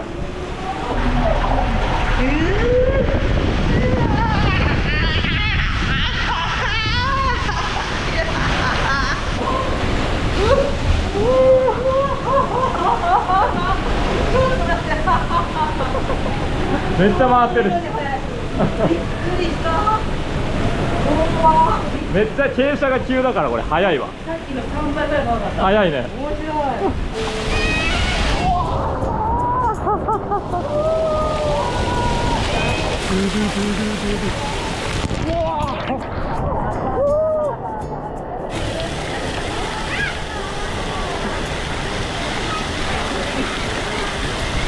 あー楽しかった。うお、いきなり出てきたらなんか水鉄砲かけられるし、これなんだこれは。もうこれは本当テーマパークですね、ここの水遊び場は。プールはゆっくりね、なんかリゾート地気分で大人のゆっくりとした時間を過ごすけど、こっちはもう思いっきり遊べる施設になってます。アドベンチャーって感じ。やっぱりプールが一番優雅だな。優雅ですね、犬かき。ああ、優雅かき、優雅犬かき。非日常。成功者の泳ぎ。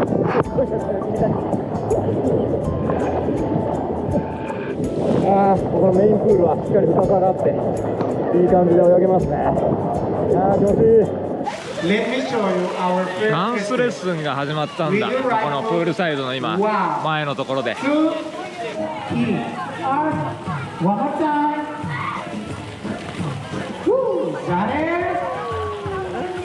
い、お部屋に戻ってきて、せっかくなんでね、こんな上等なシャンパンくれたんで、海眺めながらいただこうと思います。乾杯です。乾杯。美味しい。おお、美味しい。香りから違うわ。ね、なんかめっちゃスカッとすっきりしてるけど、白ぶどうの風味が、ね、ちゃんと広がる。あ、これプロダクトオブスペインって書いてますね。ベレンディンスブラック。いいのか悪いのか知りませんけど、詳しい人教えてください。これ絶対いいでしょ、これ。いいやつかな。これうまいよ。まあこの雰囲気が2倍も3倍もまた美味しくさせてますね。なんかやたら中国の人たちトランプで遊んでるな。こっちのテーブルもこっちのテーブルも2テーブルで、こっちも2テーブル全員トランプで遊んでるんだけど、そういう文化なのかな。ね、文化かな。将棋すらそんなやらない。確かにね。なんか中国の人だったら別着って楽しみそうなんだけど、意外とトランプで賭けとかしてない。賭け。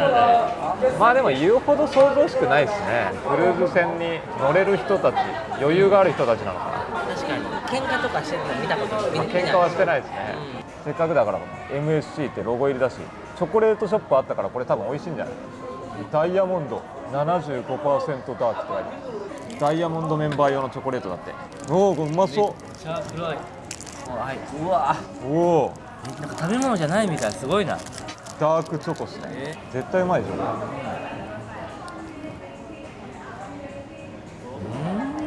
いやー最高。大人のチョコって感じ。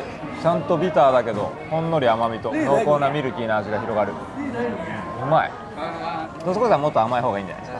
でもこれはこれで美味しい。これはこれで美味しい。両方好き。甘いもの好きでもカカオがちゃんと香るもんね、こっちの方が。カカオ感じるのも好きね、これはうまいわ。チョコレートこれぐらいの濃度が一番ちょうどいい。個人的に 75%、ビターさがある感じ。シャンパンと合いますね。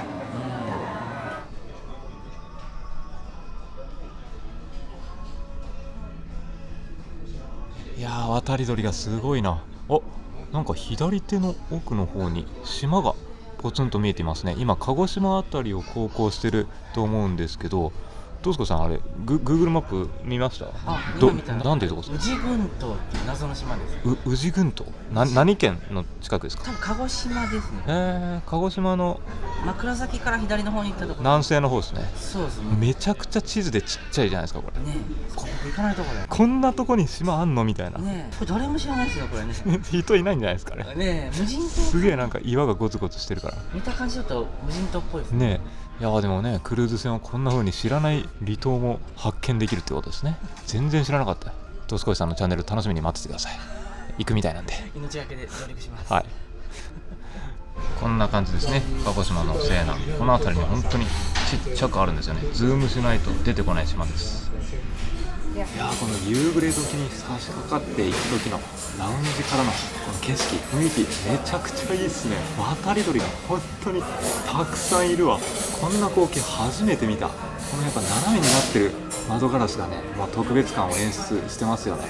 船からこうサンセット、サンライズね、その辺もすごい見応えがあるんで、どうかな、サンセットタイム今日はディナータイムとかぶってなければちょっとだけオレンジがかった空とか見えるかな。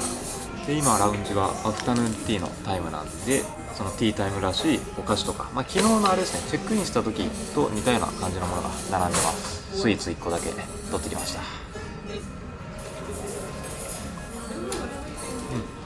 総じてこのラウンジのスイーツのクオリティは高いですね。ラテ、い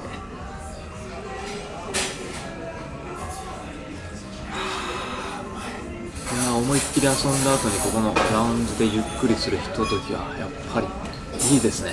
この空間は今までコスタスレーナと今回このベリッシマは2回しか乗ってないですけど、一番最高の優雅な雰囲気かもしれないですね。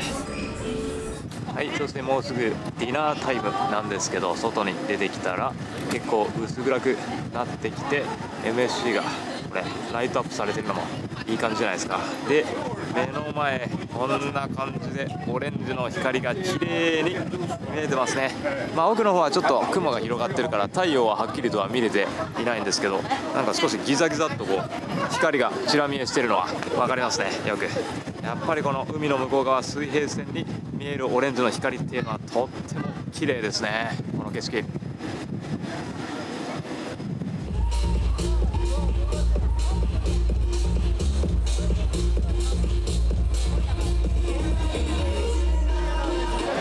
そして夕食食べにこの下のフロアに来ました。天井がまた昨日と違うデザインというか演出になってますね。で今日行くのはこの上のフロアにある目の前のステーキハウス、ブッチャーズカットですね。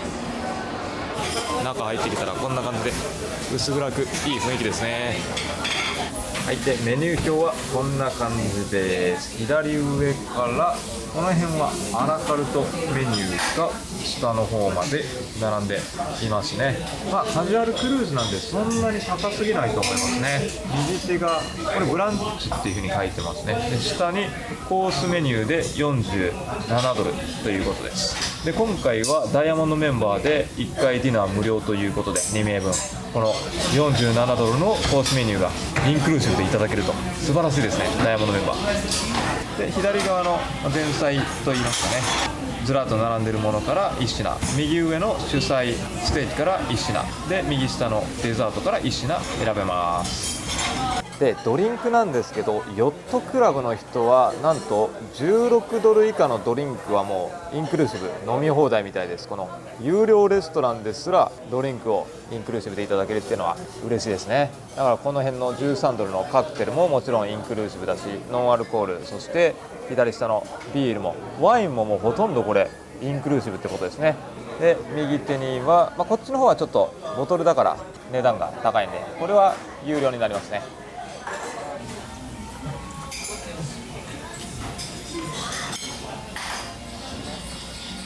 でテーブルの上にこんなパンも出てきました。パンもすごいこだわりあってこれ美味しそうですね。美味しそう。ドーナツこれ。いやドーナツではない。違うか。この上のやつね、なんかちょっと白っぽいよね。そしてこれはバターですかね。オレンジ色の珍しい何のバターやろ。ちょっと1本食べてみようか。これがうまそう。バターいらなさそうだけど、ふわふわで焼きたてっぽいですね。これちょっとバターオレンジのつけてみます。柑橘系の風味がしてうまいですね、このバター。想像以上にパンのクオリティも高くていい感じ。はい、で最初にやってきた前菜がブラッタビーツサラダですね。中がこれブラッタータチーズとビーツが周りに添えられていて、見栄えも美しいですね。ドスコイさん出てきたら、最初にデザートが来るんだって言ってました。デザートではありません、チーズです。そしてドスコイさんが頼んだのはこれがシュリンプカクテル、エビですね。結構大ぶりでうまそうですね。バジルとビーツのソースまぶして、いやチーズが濃厚でうまいわ。ちょっとこう酸味があって、でオリーブオイルでねちょっとだけこう塩味があるんですけど、そこにビーツの爽やかな甘み風味が広がっていて、前菜らしくさっぱりとしながらもチーズの濃厚さがあって食べ応えもあってうまいですね。そしてインクルーシブで白ワインです。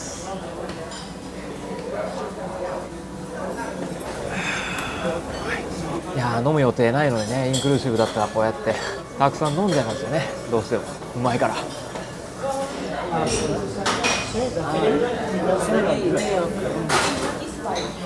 さあそしてメインは今回フィレ肉を注文しました。美味しそう。結構がっつり大きさありますね。でドスコイさんはニューヨークサーロインステーキです。めっちゃでっかいですねこれ。そびえ立ってるもん。想像以上でね、大きさが食べれるかな。食べれるかなってくらいめっちゃ巨大だ。ほんと贅沢な。すごいなこれ。でサイドディッシュも選べて、アスパラガスですねステーキには。そしてソースもこんなにたくさん4種類あります。ドスコイさんはマッシュポテト頼んでます。スモークって書いてある。スモークね。さあメインディッシュフィレで今回ミディアムで注文したのは、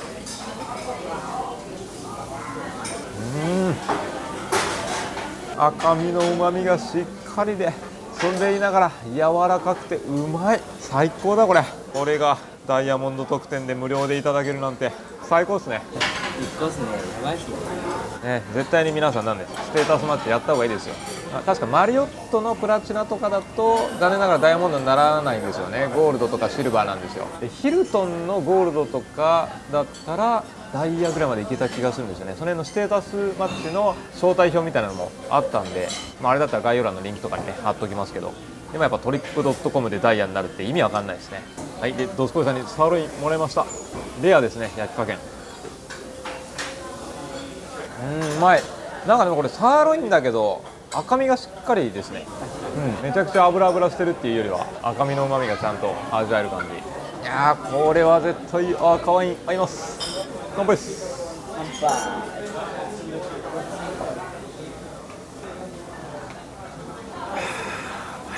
いやーフルボディでこれは赤身ステーキにめっちゃ合う。うますぎる。最高。そしてデザートはニューヨークチーズケーキを頼みました。めっちゃでかいなこれ。でドスコイさんはなんかバナナケーキみたいなやつですね。上にアイスクリームが乗ってて、でエスプレッソ。こんなでっかいチーズケーキあんま見たことないわめっちゃでかいですねこれね。ニューヨークサイズですねやっぱねこれがね。うまい。どちらかというとちょっと甘めのチーズケーキですねこれは。でも上にどっさりいちごが乗ってるから、このいちごソースと酸味もあります。でカフェラテ。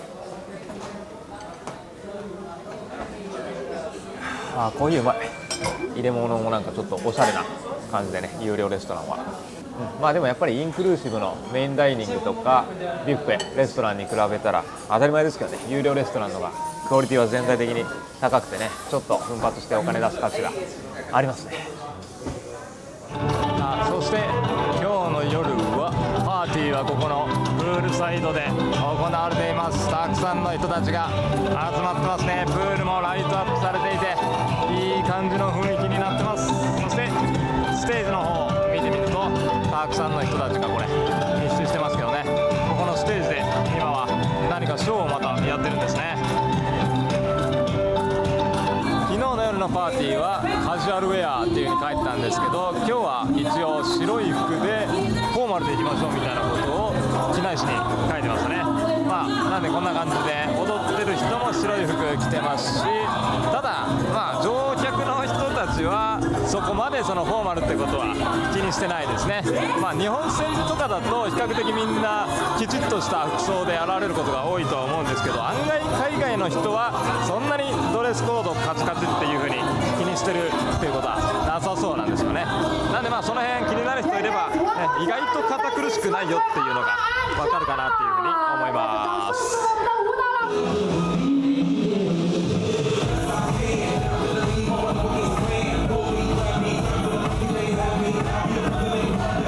そしてみんなで楽しくダンスを踊る時間が今日もやってきました。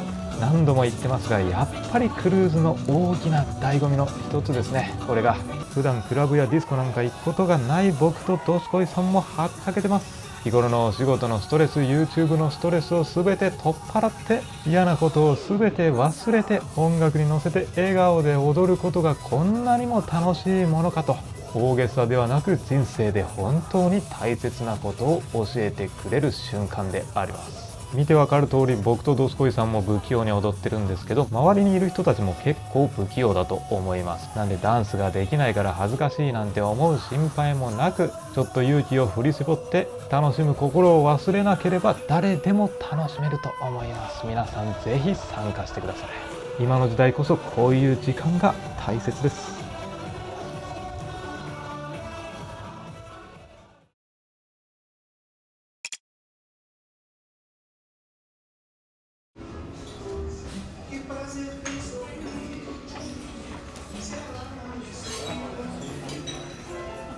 今日はさすがに朝食間に合いました。メニュー開けてみるとビュッフェコーナーとかはないんで、こんな感じでメニューでアラカルト式で好きなものを自分で選んで持ってきてもらうっていう感じですね。左上が卵料理、サニーサイドエッグとかオムレツとか、あとは基本的には中華料理が多いですね。左手見ると、で右手にはワッフルとかヨーグルト、フルーツ、ドリンクとかが並んでます。夜しかここのレストランまだ使ったことなかったんですけど、やっぱこの日中はすごいですね。左手に見えてる海の景色で、やっぱりこれ窓が斜めになってるから一番前にいますよ感が、特別感があります。そして朝起きて今いる場所はこんな感じ、和歌山県の沖を航行中ですかね。明日の早朝に東京に到着ということで、ここからまだまだゆったりと進んでいきますね。ですクワッサン。そして注文したのはシューマイとダンプリング、餃子みたいなやつですね。でこれがヌードル、卵料理でオムレツ、フルーツサラダにカフェラテに、さっき取ったクロワッサン、あとヨーグルトか。はい、朝これぐらいでちょうどいいですかね。そしてこっち側奥の方に海が見えてます。ロースコイさんも優雅にオレンジジュース飲んでます。餃子いただきます。ニラに中にお魚もちょっと身が入ってますね。あと卵とか春雨とか、普通ですね。食べてみます。餃子なんか餃子の方が美味しい。シューマイ、エビシューマイかな。これ普通ですね。まずくはないですね。ヌードルスープはどうかな。なんか昆布だしのような味わいですかね。中に高菜とかも入ってて、お野菜、お豆、これも普通の味ですね。特に美味しいっていうこともなく普通です。中華料理ですね。中華料理は高級なやつが、甘すぎる。中華は高級じゃないと当たり外れがありますね。そしてフルーツはワッフル、パンケーキ、フレンチトースト。さあ、オムレツは間違いない味でしょう、多分。普通ですね。うまい焼き方だと表面ちゃんと焼かれてて中がとろっとした感じになると思うんですけどね。特に中がとろっとしてないんでこんな感じですね。多分他の一般のお客さんのダイニングビュッフェとかで出てくるクオリティとそんなに大きくは変わらない感じですね。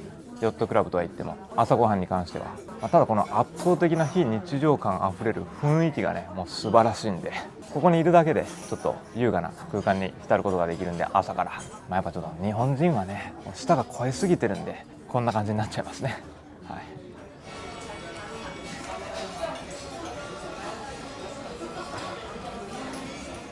い、で明日降りるんで今回乗ってみてヨットクラブの特典をちょっとまとめました。曖昧な部分もたくさんあったんで MSC ヨットクラブの特典として、主なものが専用レーンでの優先チェックインと優先チェックアウト、あとは24時間対応のバトラーサービスと専用のコンシェルジュ、いつだって相談できますと。で24時間対応のルームサービスですね。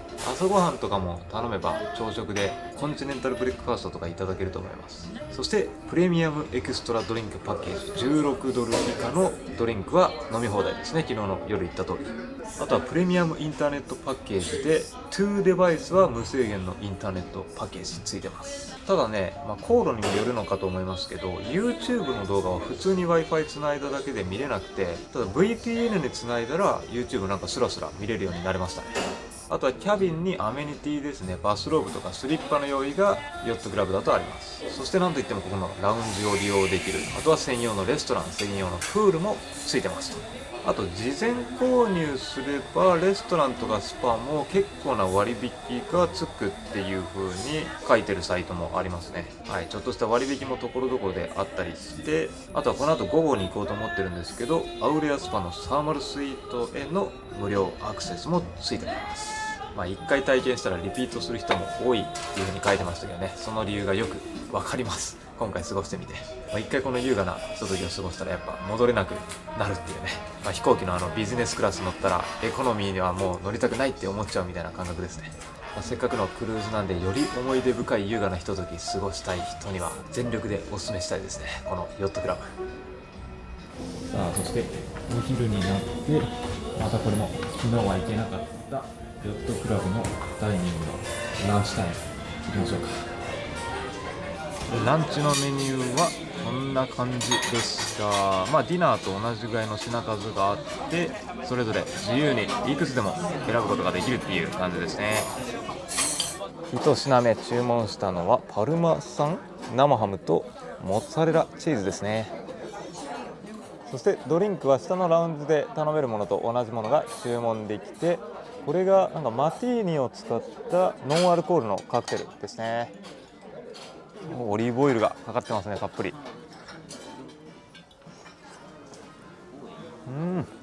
これは間違いない味わいだ。うまっ。これはもう嫌いな人いないですね。美味しい生ハム、オリーブオイル、緑の野菜と、これ赤ワイン注文してもよかったですねこれだったら。これもマティーニとベリー系の風味が広がってうまいですね。そして次、これご飯でシャンパーニュリゾット、なんか珍しいんで頼んでみました。程よくチーズがお米に溶け込んでてうまいですね。濃すぎない感じだけど、なんかお米が結構硬いですね。日本で食べるリゾットは結構やわめのお米だと思うんですけど、そういうお料理なのかな。これはシャンパンとか白ワイン飲みたくなりますね。でこれもメインで鶏肉とアワビの煮物ですね。これは中華風の濃いソースの味付けっていう風な感じですね。中華ですね。そしてデザートはアイスです。うまいですね。濃厚な桃の甘み、これも間違いない。ジェラートも美味しかったしね、1日目に食べた。でも何度も言いますけどやっぱ雰囲気がいいわ。朝も見たけど何回見てもこの水平線が普段絶対味わえない。だってこの右からずらーっと左側まで180度以上水平線を見渡せる感じがやっぱ素晴らしいですね。地球が丸いの分かりますか？そう、地球が丸いのがね分かる。でも多分普通はもうちょっと長い5泊以上クルーズっていうのは乗ると思うんで、さすがに毎回ここのレストランで食べるとちょっと飽きが来るとは思うんで、でもそういう場合は普通にスタンダードの客室のレストランとか有料レストランとかまだまだ選択肢たくさんあるんで、逆に3泊4日だとそんな全然回りきらないですね。なんで5泊以上やっぱ必要なのかなと思いますね。クルーズをこう満喫する場合は。ちなみに船内にはこんな案内板がたくさんあるんですけど、日本語もちゃんと対応してるんで安心ですね。こうか。はい、こんな感じで今からアウレアスパっていうところに行こうと思います。ここに全部施設の名前書いてるんで探すことができて、ここですね。アウレアスパは7階か8階ぐらいになるのかな。はい、やってきました。アウレアスパ7階にありましたね。でここだったらヨットクラブの人はこの施設が利用し放題ってことですね。乗ってる間、中入ってくるとここでスパの受付ができるようになってるんですね。でサーマルエリアっていうところが利用し放題。すごいね、こう髪切ることもできるようになってます。はい、ここか、サーマルエリア。はい、でサーマルエリア入ってきたら、ここお水やタオルが置かれていて、ここはシャワーブースかな。そして中入っていくとシャワーのエリアがあったり、本当にいろんなエリアが左右に並んでます。ここにはこんな感じでドライサウナがありますね。広々ドライサウナもあったし、ここがスチームサウナですね。ちょっと暗いですけど、ここも広々で、ここにはロウリュみたいな施設がありますけど、結構いい香りがしますね。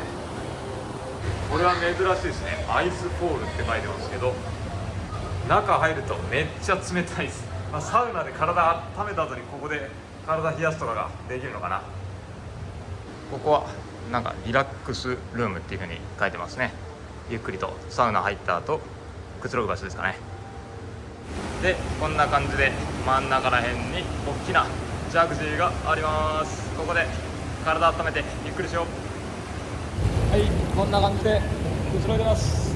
なんか船の中でお風呂に入るのはやっぱり特別感がありますね。ちょっと今ゆらゆらと水の中に入ると揺れてるのがよくわかります。波打ってる感じが気持ちいい。揺れるのが気持ちいい。別に立ってる時そんな揺れ感じないのに、海にちょっと使ってる感じ波に揺られてます。気持ちいい。これを使い放題ってことですね。ヨットクラブは疲れたらここで、はい、ちょっと疲れを癒せます。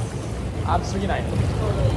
まあでもサウナはもうちょっと暑くてよかったかな。ちょっとぬるい。あ、そしてお部屋に帰ってきたらなんかベッドの上に置かれてました。これプレゼントかな。感謝の気持ちを込めて。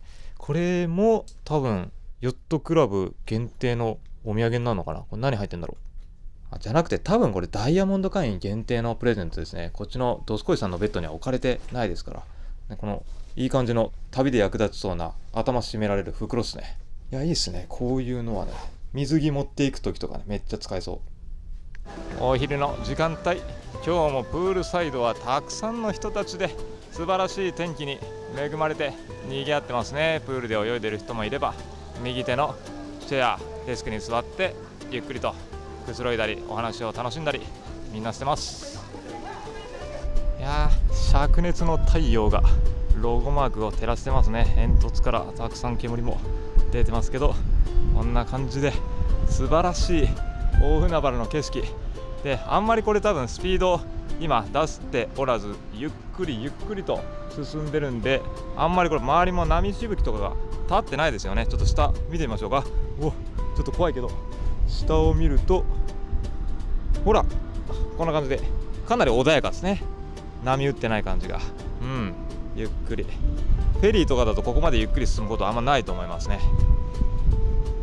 この180度それ以上に広がる水平線がすごいね。さっきも言った通り地球が丸いってことがよくわかる。圧巻ですよ、クルーズからのこの景色が。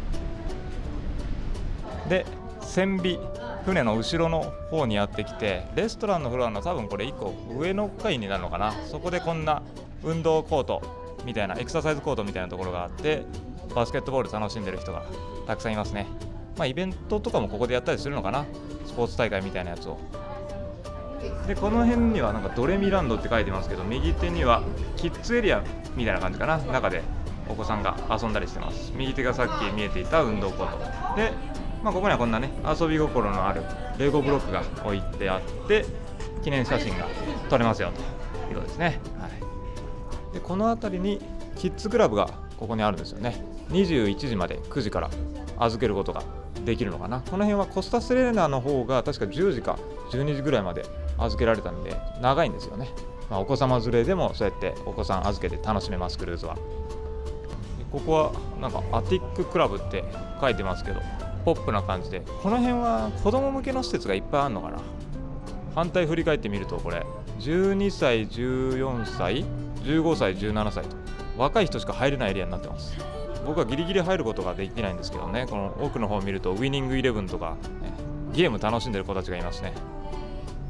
で一番後ろお尻の方まで抜けてきたらここがホライズンバーっていう風に書いてます。ホライズンなんで水平線がよりよく見えるバーってことですね。今日はこの方角だったらサンセットが綺麗に見えるんじゃないのかな。ここのバーからここのバスケットボールがあるフロアの左手のところですね。ここになんとこんな感じでボーリングの施設もあります。ボーリングは確か30分いくらだっけ、30ドルぐらいだったかな。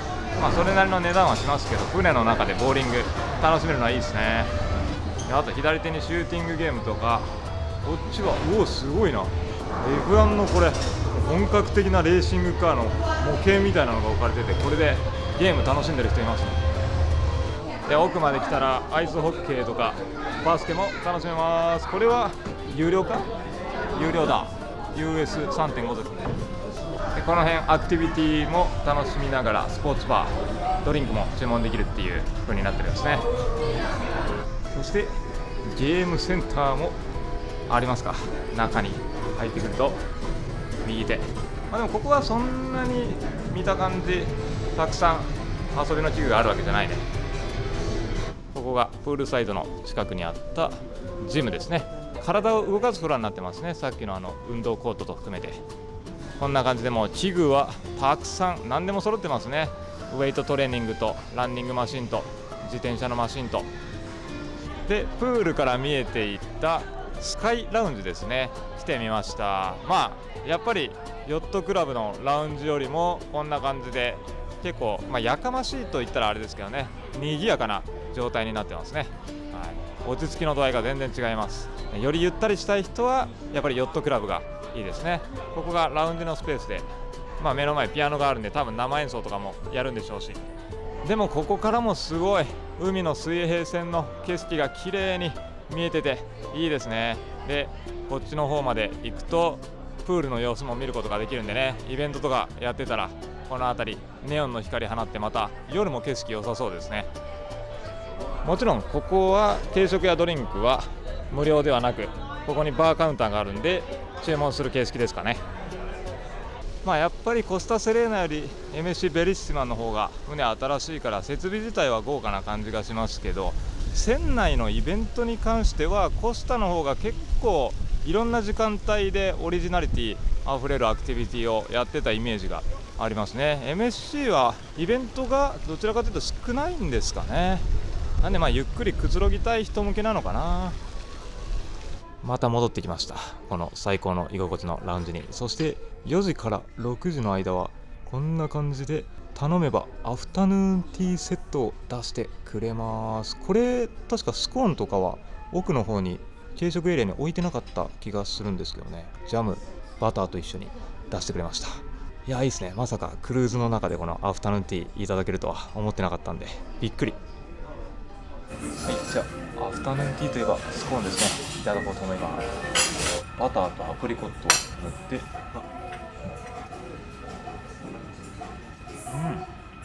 スコーンうまい。中の部分がすごいしっとりしてて、今まで食べたスコーンの中でも結構これ美味しい方かも。これがジャスミンティーですかね。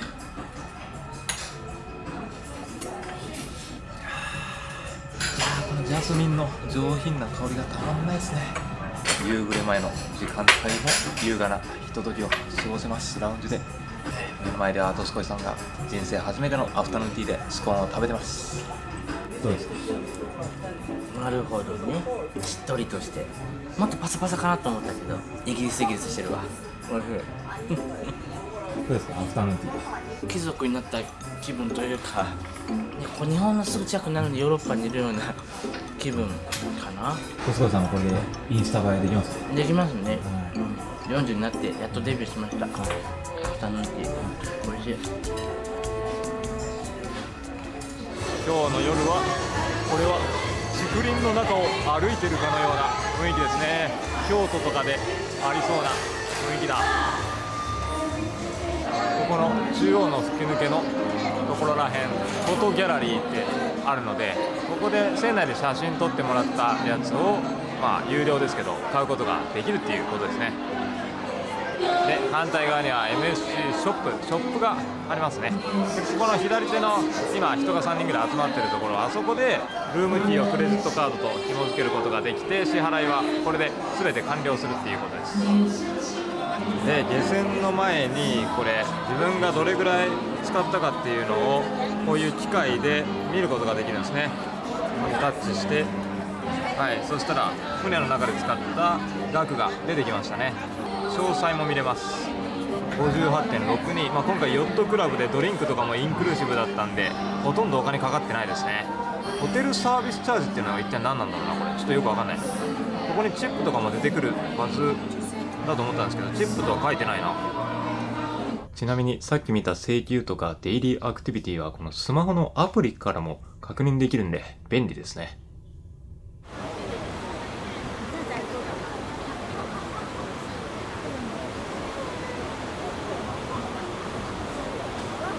さあそして夜ご飯は初日ぶりにヨットクラブのメインダイニング来てみました。初日とはもちろんメニューはこんな感じで違いますね。1品目はトウモロコシと豚足のスープ、そしてローソイさんはエスカルゴ、カタツムリ、ガーリックっぽい。美味しそう。いいカタツムリだね。サイゼリヤのやつと似てる。美味しい。美味しい。油が乗ってね。サイゼリヤと同じぐらい美味しいんだったら美味しいですね。美味しいですね。ジャパンクオリティですね。ジャパンクオリティは豚足スープ。なんかトウモロコシがほんのり香る激薄豚骨スープって感じですね。普通に、おいしい、美味しいかな。ちょっと薄すぎる、その美味しい水炊きとか豚骨食べ慣れてる日本人とすると物足りなさがあるかも。でこれが一般的なサラダですかね、見た感じ。これ人参ソースだね。人参ソースで中にリンゴとかナッツもあって間違いない味ですね。リンゴとナッツは合いますよね、こういう緑のサラダに。次に頼んだのは鴨のミートソースパッパルデッレ、そういうパスタがあるんですね。船内作りたて。これはいやパスタはこれまたうまそうですね。すごい平らのパスタですね。大分の団子汁みたいですね。これうまいですね。うまいですね。ビーフの香りが漂ってきて、カルボナーラほどクリーミーじゃないけどほんのりクリーミーさがチーズが演出してるのかな。程よい塩加減で、これはね濃すぎず薄すぎず、ちょうどいいですね。ちょうどいい、やっぱイタリア戦ですね。これは白ワイン絶対合いますよ。乾杯です。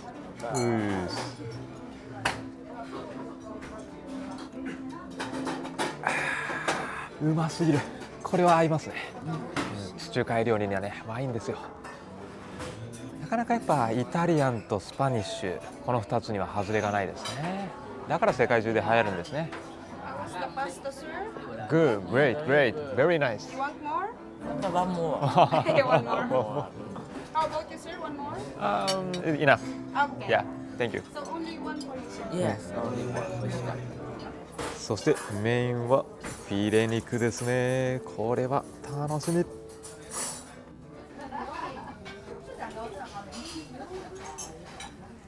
Thank you。さあいただきます。フィレ肉。てかよくよく考えたら昨日もフィレ肉食べてるんだな。贅沢やな。ね、昨日はダイヤモンド特典で無料でしたけど、これも無料でフィレ肉いっちゃいます。フィレ肉はしご。うまい。いやこれうまいですね。普通にうまい。いやまあさすがにね、そのインクルーシブのダイニングだともちろんですけど有料のレストランより質が落ちることが多いんですけど、これぐらいのクオリティで出してくれるんだったら全然満足ですね。お肉も赤身の風味しっかりで、ポルチーニだけのソースがねまたキノコの風味で上品さがありますね。いや赤身肉には赤ワインです。いっちゃいます。いやうまい。これは最高だ。最終日の夜にいいもの食べてますね。これは終わりでこれだけね美味しいもの食べると乗ってよかったなと心の底から思います。うまい。いややっぱヨットクラブは危険ですね。これねお酒が止まらなくなると思いますよ。これだけ素敵な雰囲気で、やっぱイタリア戦なんで地中海料理とこういうお肉もねワインと合うものがしっかり提供されるんでワインが進みます。そしてデザートティラミスです。イタリア戦ですからね、最後はこれで。はい、ティラミスいただきます。これめちゃくちゃサイズでかいんですよね。でかいですよね。久しぶりにティラミス食べます。甘みもありほんのりと苦みがあるのがやっぱいいですね。ティラミスね。でカフェラテです。いやでも本当朝昼晩と時間が進むにつれてクオリティがやっぱ上がりますね。ディナータイムが一番クオリティが高いお料理が出てきます。まあそうであってほしいですけどね。やっぱヨットクラブは普通よりもちょっと高めではありますけど、なんだかんだたくさんお酒とかドリンクとか、あとはラウンジでゆっくりしたいっていう人にとっては、やっぱ間違いなくこれ予約する価値がある気がしますね。でお酒だけじゃなくて Wi-Fi も無料でついてるし、途中で言ったようにねたくさんの特典がついてるんで、コスパっていう面でも、全然悪くないような気がしますね。今回は3泊4日なんで1部屋あたり1日あたりプラス2万円ぐらいっていう形がありましたけど、普通に予約してよかったって思いますね。でやっぱなんだかんだコンシェルジュデスクがすごく安心材料になったっていうか、あそこに行って質問さえすれば何でも教えてくれるし、結構日本語喋れるスタッフさんとかもいたんで、中国路線でもなんで初めての人こそヨットクラブは結構安心なんじゃないのかなとも思いましたね。これだったら次もちょっと乗りたくなりますね、ヨットクラブは。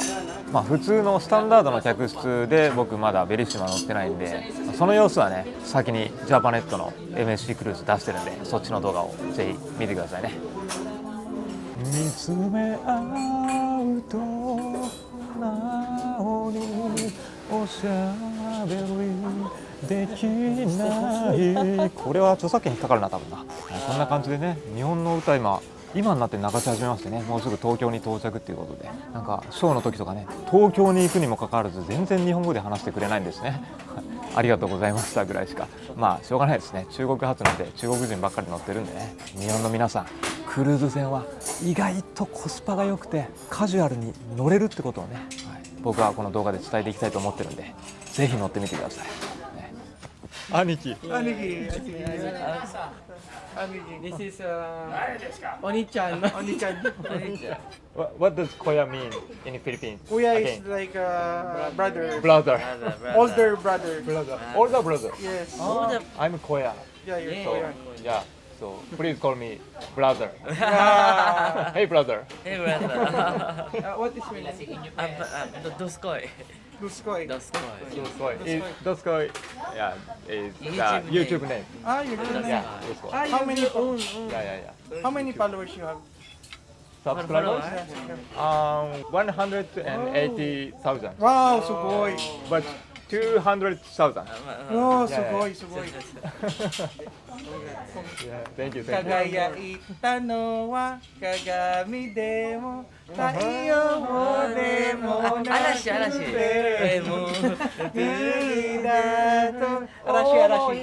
Japanese. 忘れない空二人が離れていてもこんな好きな人に出会う季節にとどないすごいね。いつだってもっと Thank you. Thank you. Nice Thank you so talking to much. you guys. Good night. Finish with the I just finished. Yeah. Thank you so much. Yeah. See you tomorrow. Yeah. See you tomorrow. Bye. 夕食の後はシアタールームに行ってみると、また1日目とは違うエンターテインメントを楽しむことができます。こうやって毎日毎回違う内容のエンタメを楽しむことができるんで、今日はどんなものを見せてくれるのかなっていうワクワク感があって、何泊しても飽きを感じさせませんね。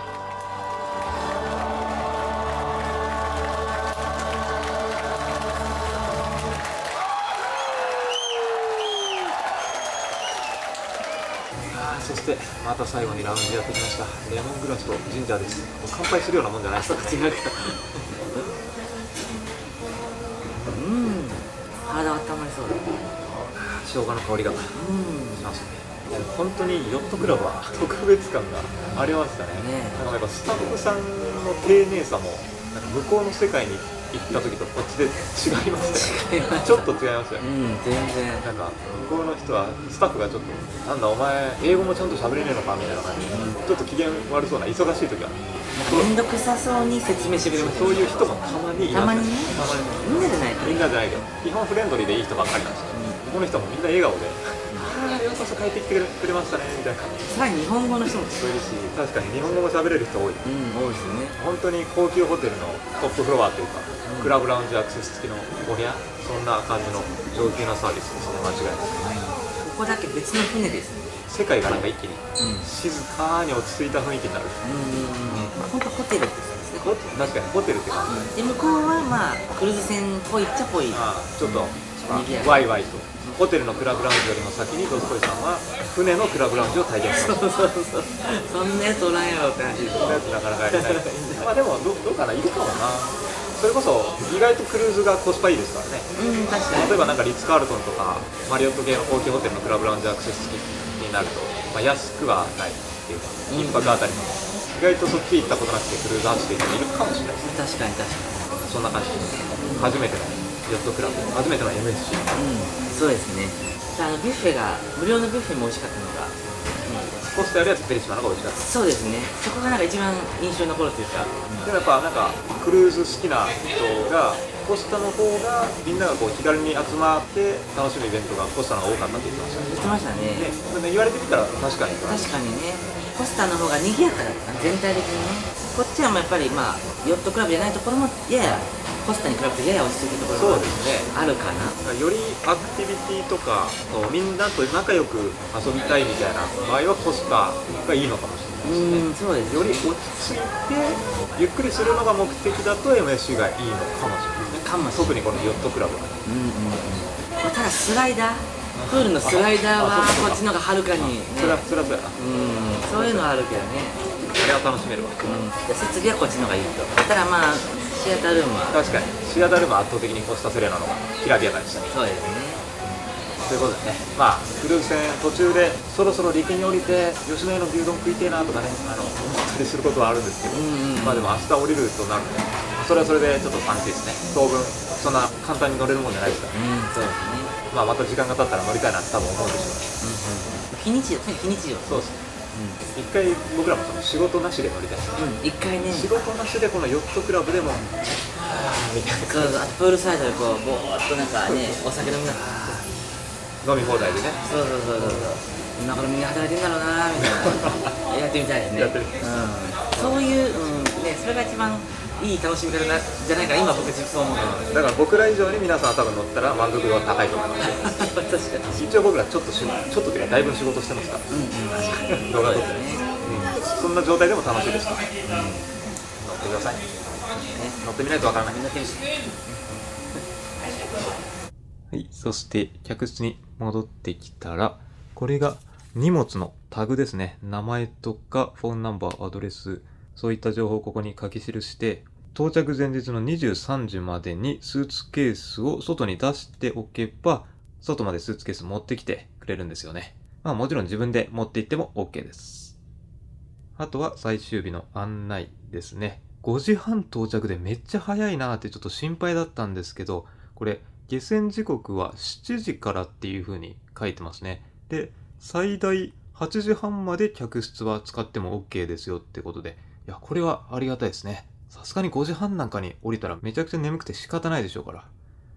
ちなみに、あと税関申告は、ビジットジャパンウェブは多分東京国際クルーズターミナルだと使えないので、これ手書きで書く必要があるんですかね。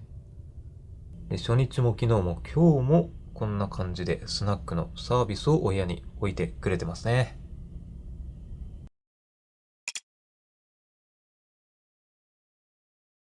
はい、おはようございます。翌朝になりました。今8時半でお部屋をチェックアウトして外に出てきて、プールサイズですね。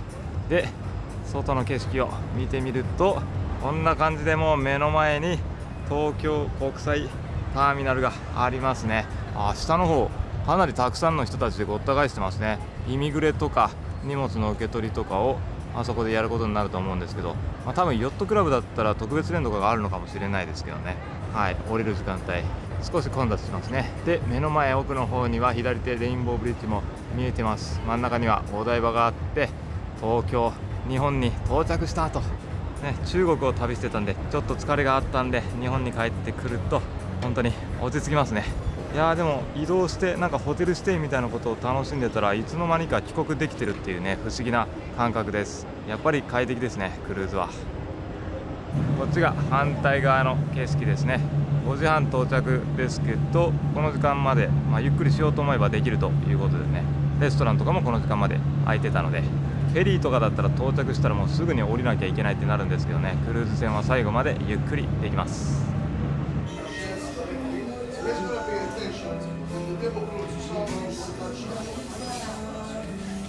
帰りもスタッフさんがこんな感じで漁船の誘導をしてくれます。